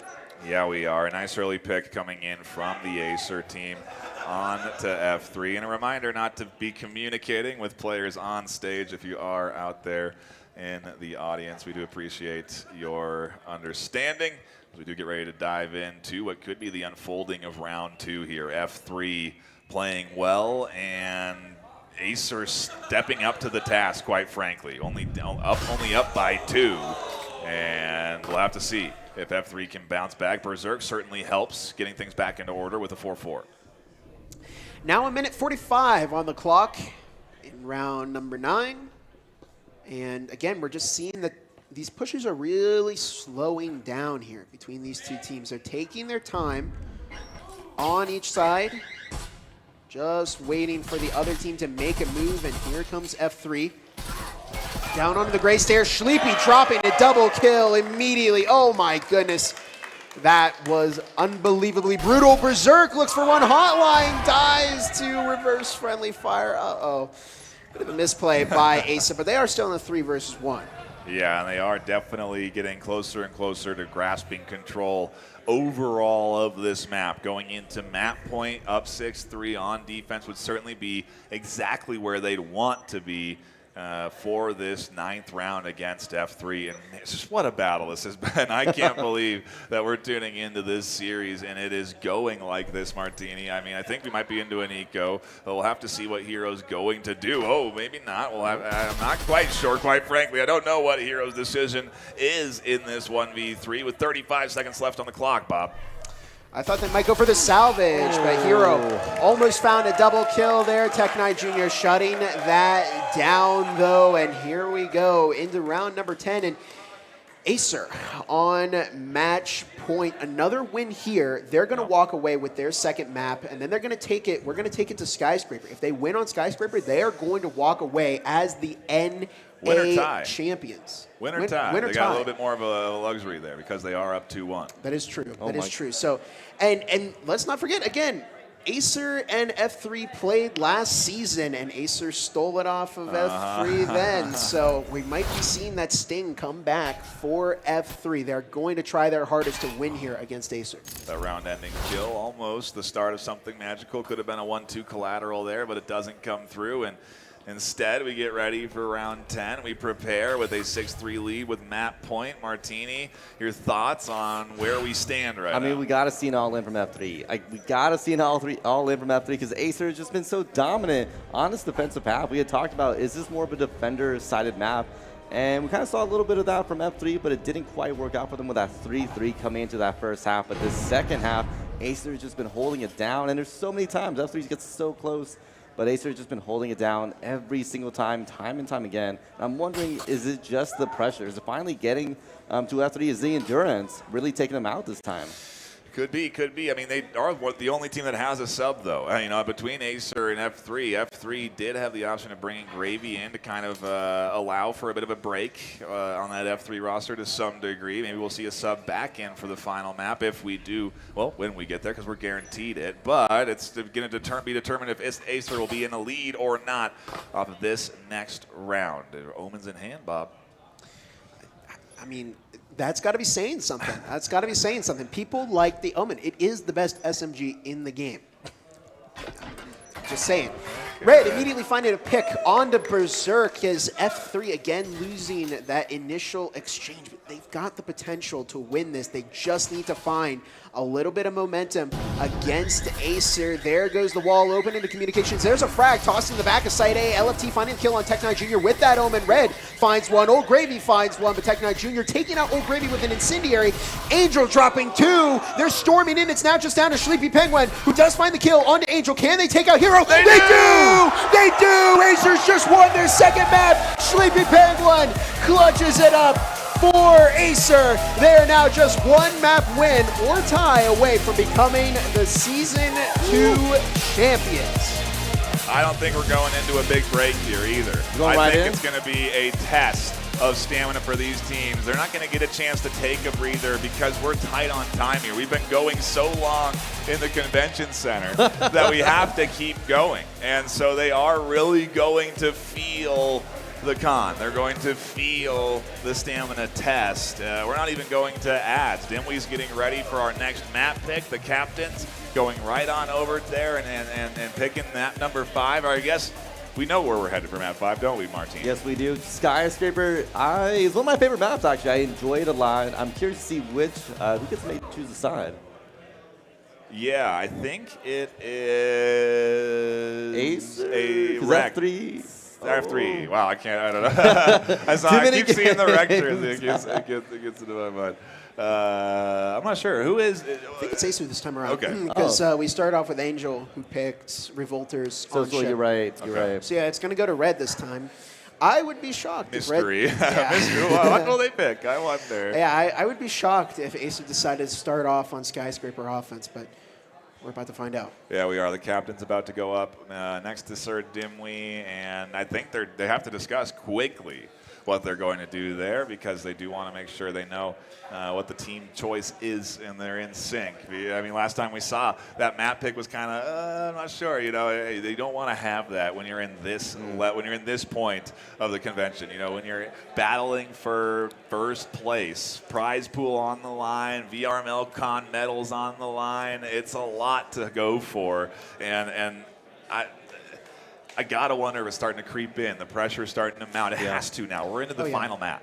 I mean, they also don't have a time for a break. They got to go right in to the upcoming round. And we just talked about endurance. We saw players sitting down. We saw players taking a breather because it's not easy. We're talking about, what, four games in a row, maybe like a 10-minute intermission between each one. But this 5th round, we're going right into the action. Yeah, and we're going to quickly recap that last map with a nice replay section from Bobo VR. A big shout out to them for coming in and supporting us. Again, the emotion, Bob, it's there, it's here. You don't want to overdo it either. You know, you don't want to spend all your energy. And I think we're ready now for our map pick. We are indeed ready. Given that this is a 5-map game and we have played 4 maps, we will be playing on Skyscraper. Therefore, AESIR gets to pick attack or defend. We picked defend. Let's go. Good luck. We're shocked here on the caster desk, aren't we, Bob? I think we saw that one coming, but I got to wonder if either of these teams anticipated this happening, if they really thought they would come to a 5th map. I mean, even us on the desk, Martini, weren't really thinking, oh, we're 5, come on, maybe 4. It wasn't a requirement until that first map tie. That switched every single thing. That set up this whole 5-map thing because they got to get those 3 map wins if possible. Otherwise, I don't know. We'll figure it out if we ever got to that. But anyways, that's what happens. That's the difference I'm talking about when it comes to a best of 5. Yeah, and throw the match stats out the window, quite frankly. AESIR are 63%, F3 are 50%, but much like we just saw, AESIR didn't play that chip all season long, and they just won on stage in a pretty dominant fashion. I mean, Bob, what do you see Skyscraper doing for this AESIR team? They get that arguably sizable defensive advantage early. Yeah, I'm just wondering because, you know, it's definitely the smarter pick for AESIR to pick defense here. Skyscraper is one of the biggest maps and one of the most defender-sided maps in all of Breachers because it's designed in a way that really benefits that roamer on defense. Remember, they're the flanker. They're looking to get behind the push of the offense and find those kills. So it plays very much into those roamers. However, the last time we saw F3 on Skyscraper, Martini, that was their ticket. It was, but they beat Eternity. It was against all 6 rounds on offense, and then they won their defensive. It was against a different team, though. I will say that. So shout out to the AESIR team for playing so dominantly. But you're right. We've seen F3 come out. We've seen F3 come out and dominate on attack themselves. I would not be shocked if we saw the same thing here. But here's the thing: you're playing against that AESIR defense, and man, has it been killing F3 in this series tonight. For those just tuning in, it's been a long day, to say the least. We're on to our 5th map, but it started with Hideout 6-6, led to Arctic 2-7 in favor of F3, Factory 7-3 in favor of AESIR, Ship 7-3 in favor of AESIR, Skyscraper 7-3 in favor of AESIR. What are you thinking, Bob? Too early to say, but do remember that because AESIR has won 2 maps, all they have to do is get to 6 rounds here, and they will be the Season 2 champions. F3, not going to be keen to let that happen. They've come so close. They made it all the way out here. I don't think they're going to lie down and take this. Yeah, and there's folks asking what happens if F3 wins and it's tied 2-2. It then goes down to rounds 1. Because we have winners, we can use that as a tool to decide who our champion is. So the differentials there. There's a possibility somehow the score lines could shake out to tie there 2 in rounds, but I don't know actually if we do the math if it is. I'm not about to do the math though. Maybe Martini could do it. I think I did it really quick. I saw 7-2 come out from the F3 win. 7-3, 7-3. So in theory, they're 2 points up. Oh, 2 points up, right, on the AESIR side. So if they got a 7-4 win for F3, that would tie it up the total rounds. Am I wrong? Someone double check my math there. That was really quick math. We got the people in the back. They definitely know a lot better than us. What we're not going to do is worry too much about it here. Instead, we're going to get ready for our final map of VRML CON. It's taken so many weeks, seasons. We're finally here. It's the last map. Let's hear it for VRML CON 2024. A hype crowd for Skyscraper, to say the least, Martini. And again, a map that leans defensive side. I mean, and on top of that, the AESIR defense has been dominant tonight. We saw this several times where them on their defensive half have just been killing the F3 attack. And I'm wondering is this it? Is this it where AESIR just 6-0s F3 and we're just done? We're done. That's it. They have no way to come back from that. F3 has to do something here. They have to really shake things up. Because it's win or lose for them. They have no other middle ground here.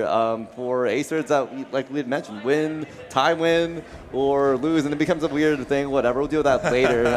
But anyways, we're coming right into this map. Yeah, I think there might even be a scenario where they could actually lose the map and still win the series if they go 5-7. Yeah, if we go to your math, I know. We'll deal with the math later. We will indeed. 2:45 on the clock. We're into round 1, the pistol round, and AESIR, like we said, set up for defense. F3 pretty split, but that's what you kind of want to do on a map like this. And we do see the sites are, I think, on the other side of the map, correct? Yeah, there they are. Storage and green room.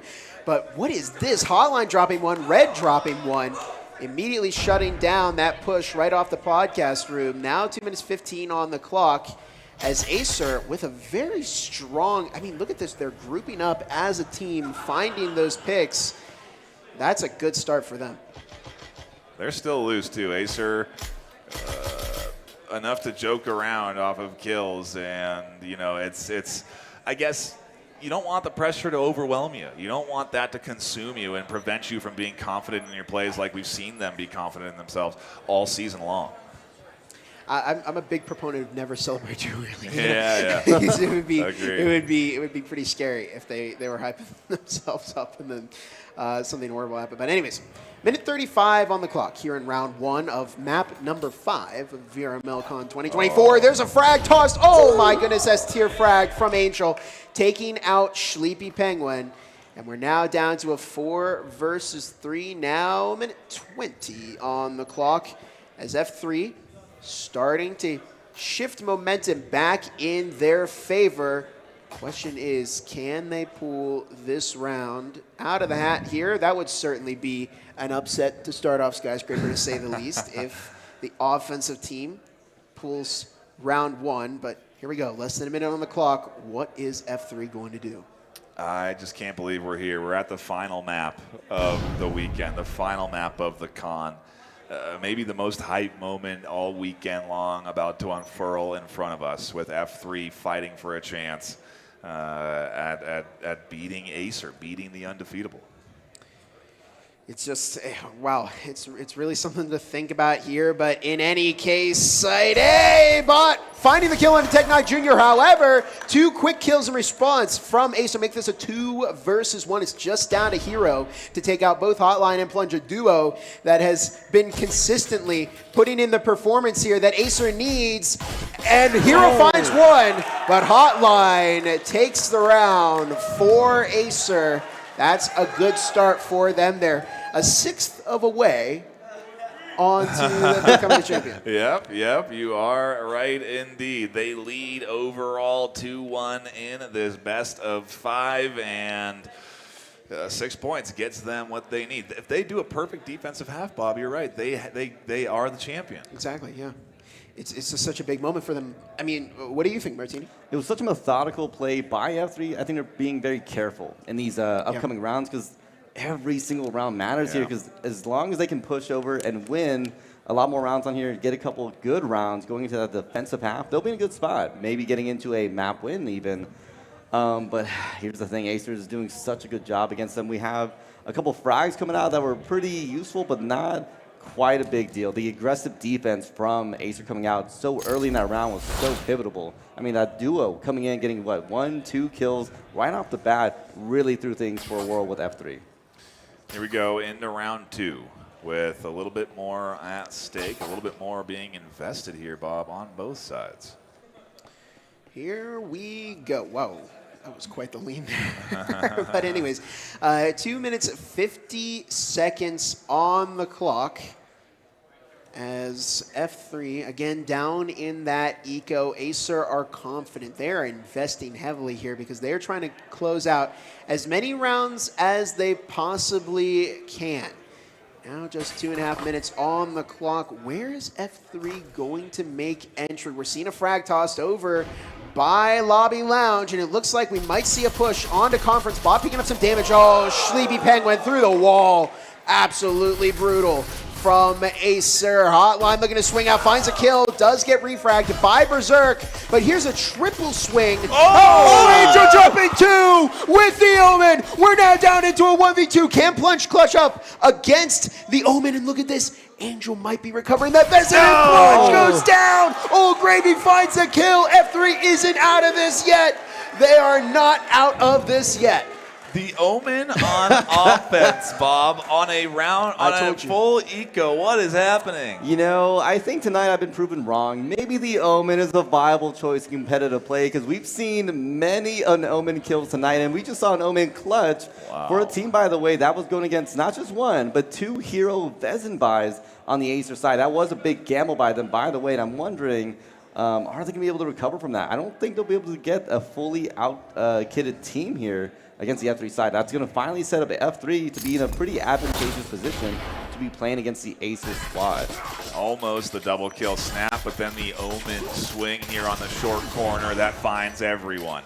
That's why you take it for that close quarters fight. Exactly. Yeah, it comes down to using it to burst down your opponents in close range like that. It is such a valuable piece of utility to have on your team, but you have to have that finesse with it in order to make it work. But here we go, starting off round number 3. Who's going to pull ahead here? F3 did something pretty unexpected. They won on an eco round. Yeah. And now AESIR's on an eco round, so F3 might be able to take momentum here. Yeah, and they know this again. They know that they've damaged AESIR enough to the point where this time they're going to be going into a bit of a lighter defensive half, and with a nice nade like that from Angel, it's going to certainly start things off the way they need to. F3 looking to get that lead, looking to pile on the attack, no less. On Skyscraper, it would be huge if they could get a few points here. Again, with an aggressive push from F3, they might be figuring out how this defense works from AESIR, but Hotline quick on the response, taking out Hero, flash tossed in. Will F3 push in with that gunfire through the wall? Is F3 looking to keep up the aggression? They don't want to give AESIR a moment to recover. Now just 2 minutes on the clock. Where are we going to go with this push? It's a bit quiet now. Pause in the overall momentum here as the comms come in. We can hear Gravy coordinating the team, coordinating the push, connecting these kills together as the squad barrels into A. Plunge and Tech9 trying to fight them back in bot. Clutches over the top. F3 are in the lead. 2-1, map number 5. Man, F3 has been looking a lot better in shape, I think, for Skyscraper. Maybe this is what they were planning to do, push ship. Wait, didn't choose, right? Never mind. Cut that out. Let's cut that. Let's reverse. Take a step back. Anyways, AESIR on that down economy round really hit them. That win that F3 had won during their own economy round really came through here. And again, every single point can be such a big deal for the F3 side. I'm wondering if we can see AESIR come back now. I mean, it looks like the momentum might be shifting to the F3 side, which is exactly what they need, though. That's the thing. Otherwise, if they don't maintain this momentum, I think we're looking at a pretty easy loss for them. But we'll have to see. Wow, this is incredibly close, Bob. These replays showed just how back and forth these trades are as you do exchange down over a site. Left and right, one coming down another. Bot picking up the triple on the swing is huge. What a way to turn it around for your team. I mean, Formula 3, let's hear it for your team. They're absolutely popping off right now. This is their chance. They're turning this around. They may be able to take out AESIR here. You got to keep up with that motivation there. Make sure that they know you're rooting for them. 2 minutes 45 on the clock right now as F3 looking well equipped for this round. Here we go. They are fully kitted. Both sides definitely prepared for each other. So it is our first, if anything, full buy coming in round 4 from these teams. And oh no, Gravy doing a bit of hero damage to Hero, I think, on the back, but a quick heal will remedy the situation. Berserk also going to need a heal as well as they take a good chunk of damage. A nice swing from Angel, looking for the double, can't find it, going to turn and on the hunt for more. That nade could be bad news. It finds at least one, but not any more than that, and Red and Hotline are caught into a 2v3. The captain and the co-captain, can they clutch it up? For AESIR, they've already taken out one. Red finding Berserk. Hotline finds Bot. It's now just down to Hero in a 1 versus 2 here on Skyscraper. And Red and Hotline are going to bunch up here. They know that they're going to have to play their numbers. Don't give Hero the opportunity to find separate picks. Now just a minute 35 on the clock. F3 definitely they're in a rough spot here. I mean, they're in a tough situation. Are they going to be able to recover? We'll find out soon enough. Hero on the move. Full HP no less, and active camo in their arsenal. It's going to depend on how it's deployed and to what success as AESIR tries to hold things down. A 1v2 with a minute left on the clock, and options, quite frankly, for Hero if they so choose them. Now just a minute on the clock. Is Hero going to be able to find either Hotline or Red? They're running out of time to get that EMP planted. Here we go. It's a bait from Hero, who manages to find Hero! Oh my goodness! They took out both Hotline and Red, and F3 stay in the lead. That's their hat trick. Oh my goodness! Their offensive half ball. This is crazy, Martini. I was just talking about this. Look, you were just telling me earlier, F3 has done such a good job on the attacking side with Skyscraper before. This is not unheard of for the F3 side. If anything, I thought that was going for the side of AESIR. They got so much early round damage against F3 that gave so much value. And the Roamer even coming on the back and giving a little flank, giving that little pinch against the F3 side. But man, some of these clutch plays are really coming through for the F3 players. I mean, they were playing their numbers too. They did everything right there on AESIR, except make the shots, get the kill. Yeah, but yeah, I mean, they're down 2 rounds now, and here we're seeing the power of F3 on offense. I don't think I've seen a team put in the performance like that. I mean, look at this. Look at this. Here's the clutch. 1, 2. Oh my goodness, absolutely beautiful clutch up there from F3. We could see this. We could see this. Oh my God. It is. It could come down to rounds. If F3 win this map, it'll come down to round calculations. If they win in dominant fashion, it's F3. And we will know. We have the math. We've done it here. So we'll keep you informed when it comes close to that moment. But we're not quite there yet. F3 need a few more points on the board. Well, they got to win. Yeah. Here we go. Round number 5. 1 round before the side swap round. But anyways, 2.5 minutes on the clock. F3 riding this momentum that they've built up over the past 2 rounds.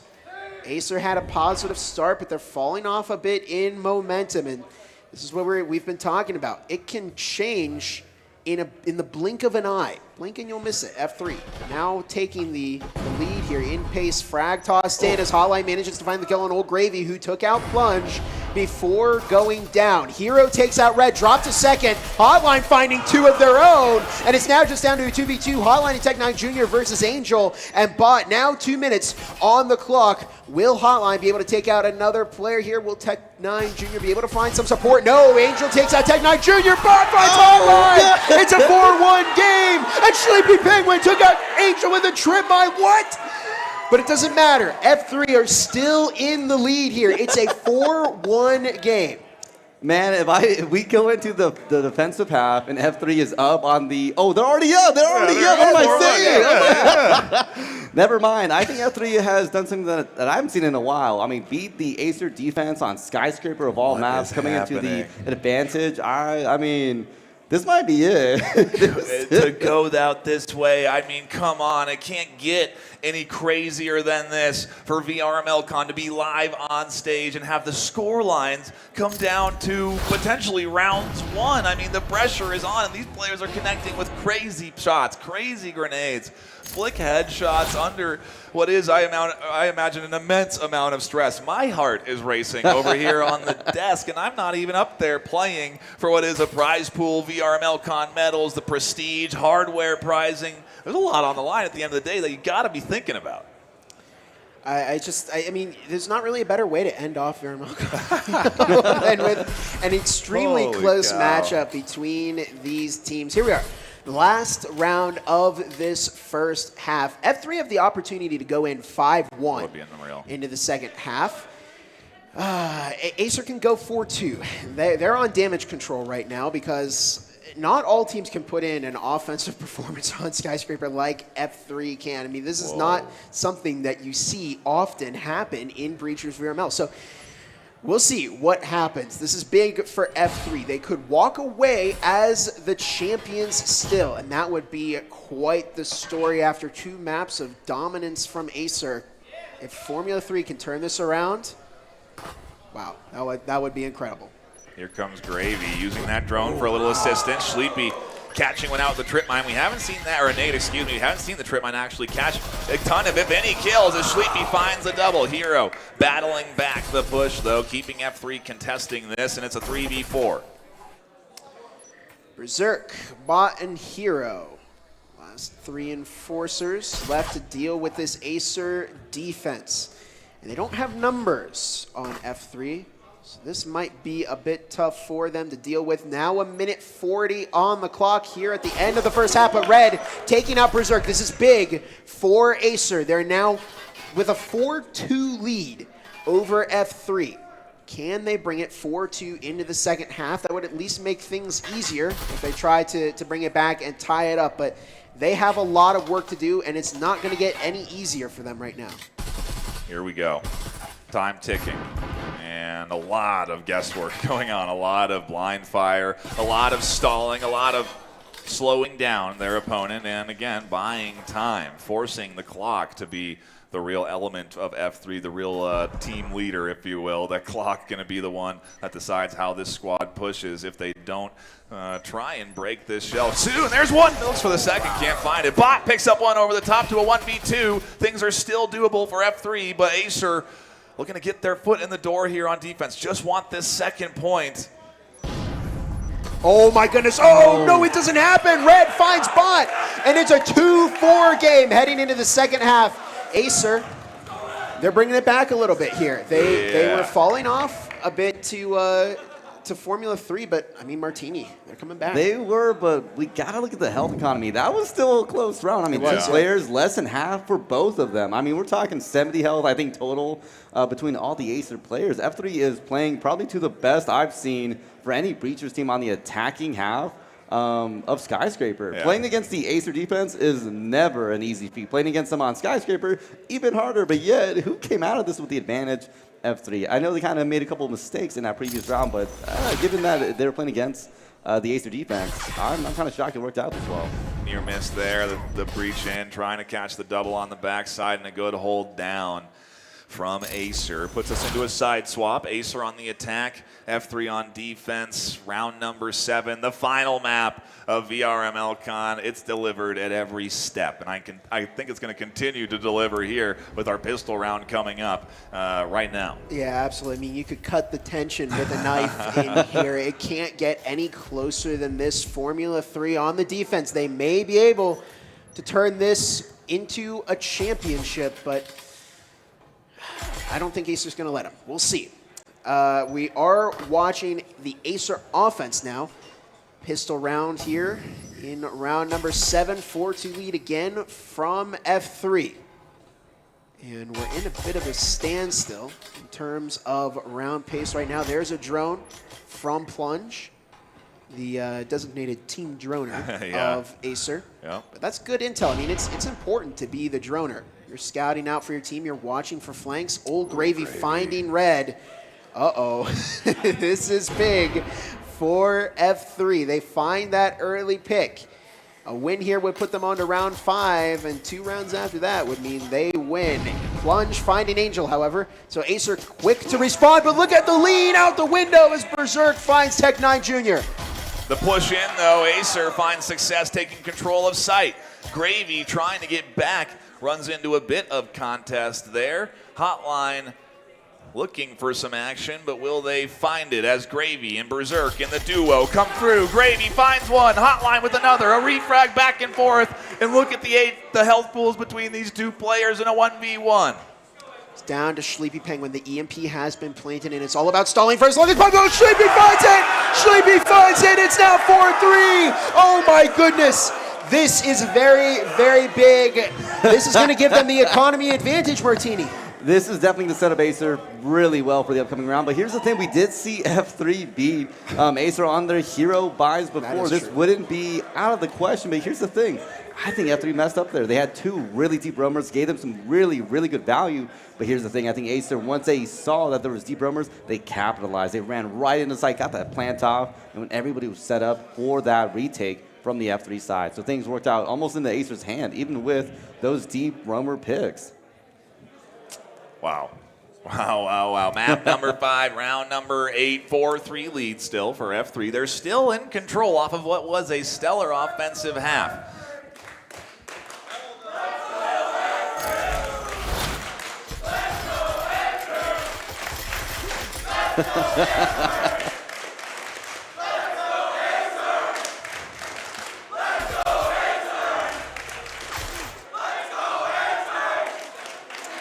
Eager to support their team over on AESIR. I thought I heard some "Let's Go F3" in there. There was, of course. Yeah, it was a battle Good to see the chance. support They're out for here. F3. And Hotline immediately finding a kill on to Hero. Looks like that crowd motivation was working. As we do get down to 2 minutes 45 seconds on the clock right now. AESIR on the move, heading deep into the site here. Angel has been spotted. Red gonna find that kill. They're moving in. Plunge finding the kill on a bot with the Taurus nonetheless. Sleepy finds Berserk. Old Gravy gets one with the Omen. But now AESIR has tied it. Since when did Skyscraper become such an offensive-sided map? We got to confirm now. We might be at map point, series point for AESIR. If they take one more round, if they go up 5-4, if they lock in 5 rounds total, I think even if F3 win, AESIR are the champion in rounds. Oh my goodness, we got to figure that out. We'll confirm that in a second. But I mean, just dominant gameplay coming out from AESIR. But as we talked about, that was their up round, right? And I don't know if you saw it, but there's not 1, not 2, but 3 hero buys. I hope that was a huge gamble coming in from the AESIR side. But man, I mean, that was a really well paid gamble because now they're even against the F3 side. It just really puts them in. If you're correct, we got to double check with the rest of them. But this might be a match point sort of situation. Hey, I'm trying to radio into production. Okay, I need them to do the math for me real quick and then tell me if we're right because I think I got it. We're correct. We are correct. This is series point for AESIR. They have reached the point where if they win right now, they are VRML CON Season 2 champions. Here we go. 2 minutes 50 seconds on the what could be the last round of this final map. And what better way to spend it? I mean, both teams, even in that economy, they're at least able to purchase some rifles. But here we go. 2.5 minutes on the clock. There's so much pressure riding on this. This could win AESIR $3,000 as well as all of the other prizes that they can win, but here we go.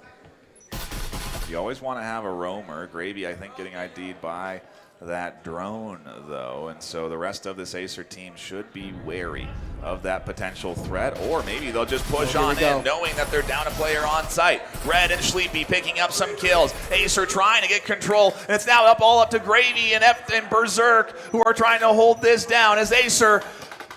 Do they get the EMP plan? I don't know if they have yet. There it is. There it is. It's a 2 versus 2. It's down to Old Gravy and Berserk against Red and Sleepy. In what could be the final round here, there's now just 45 seconds between the AESIR and the win. Sleepy finds a kill in Old Gravy. Sleepy finds it. They've done it. AESIR are your Breachers VRML Season 2 champions. They are the reigning champions. They win preseason, Season 1 and Season 2.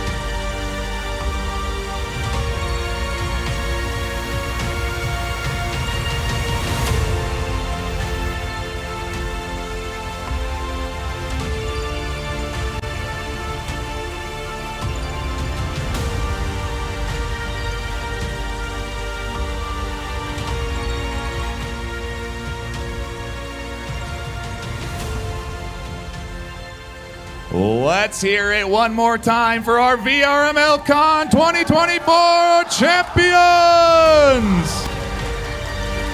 Congratulations to AESIR being crowned the VRML CON champions. The medals getting awarded to them now. A big shout out to the undefeated AESIR team, and congratulations to you.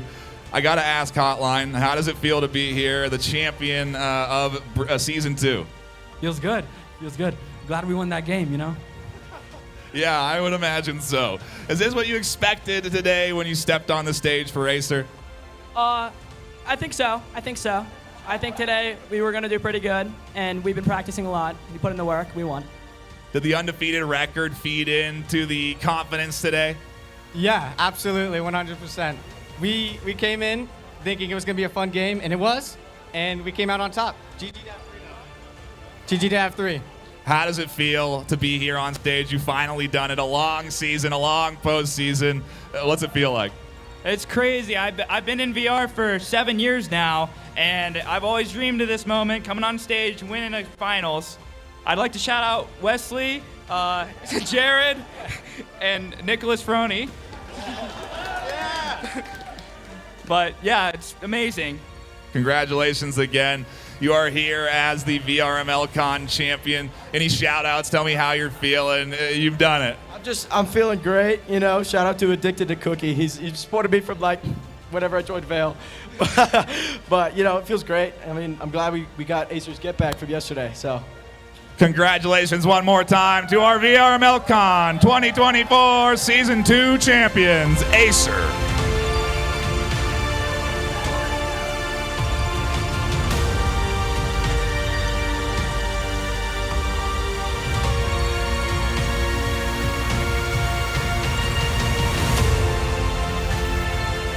All right, so we are not quite done.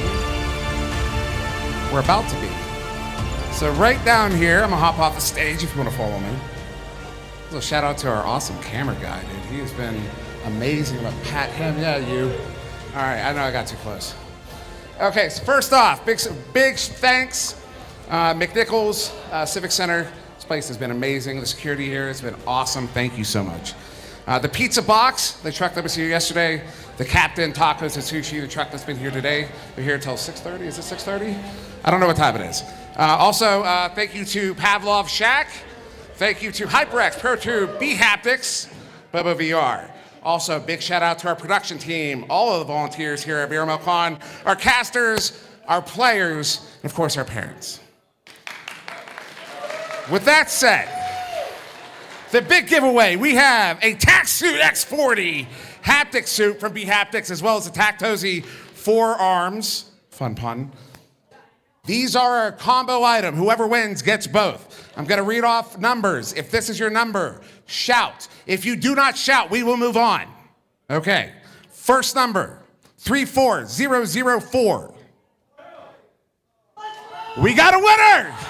Hey! Come on up, come on up, come on up. There you go, let me see. You got it? Boom, that's yours, buddy. We got a winner. All right, Nightfire, you want to take us out? We did it. A full 2 days of VRML action. Thanks to our sponsors, thanks to the developers, thanks to the community. That's it. VRML CON 2024 is done.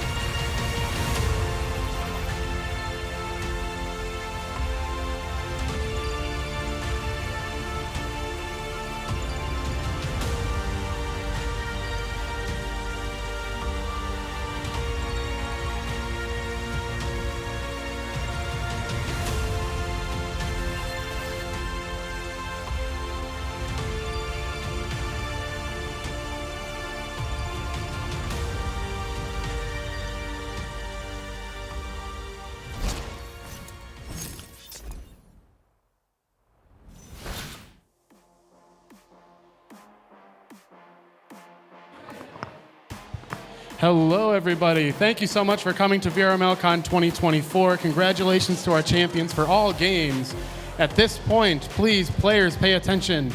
I do need all Bobo straps, batteries, and everything given back to the desk. If you brought your own battery and you don't have it, make sure to let us know over at that desk, because we were just charging batteries to make sure you could play it. Also, just a note, as we're going to continue to clean up, if you don't mind helping, we'll take all the help that we can take. So we appreciate you all coming out to VRML CON 2024. Thank you all. Have a good rest of your night.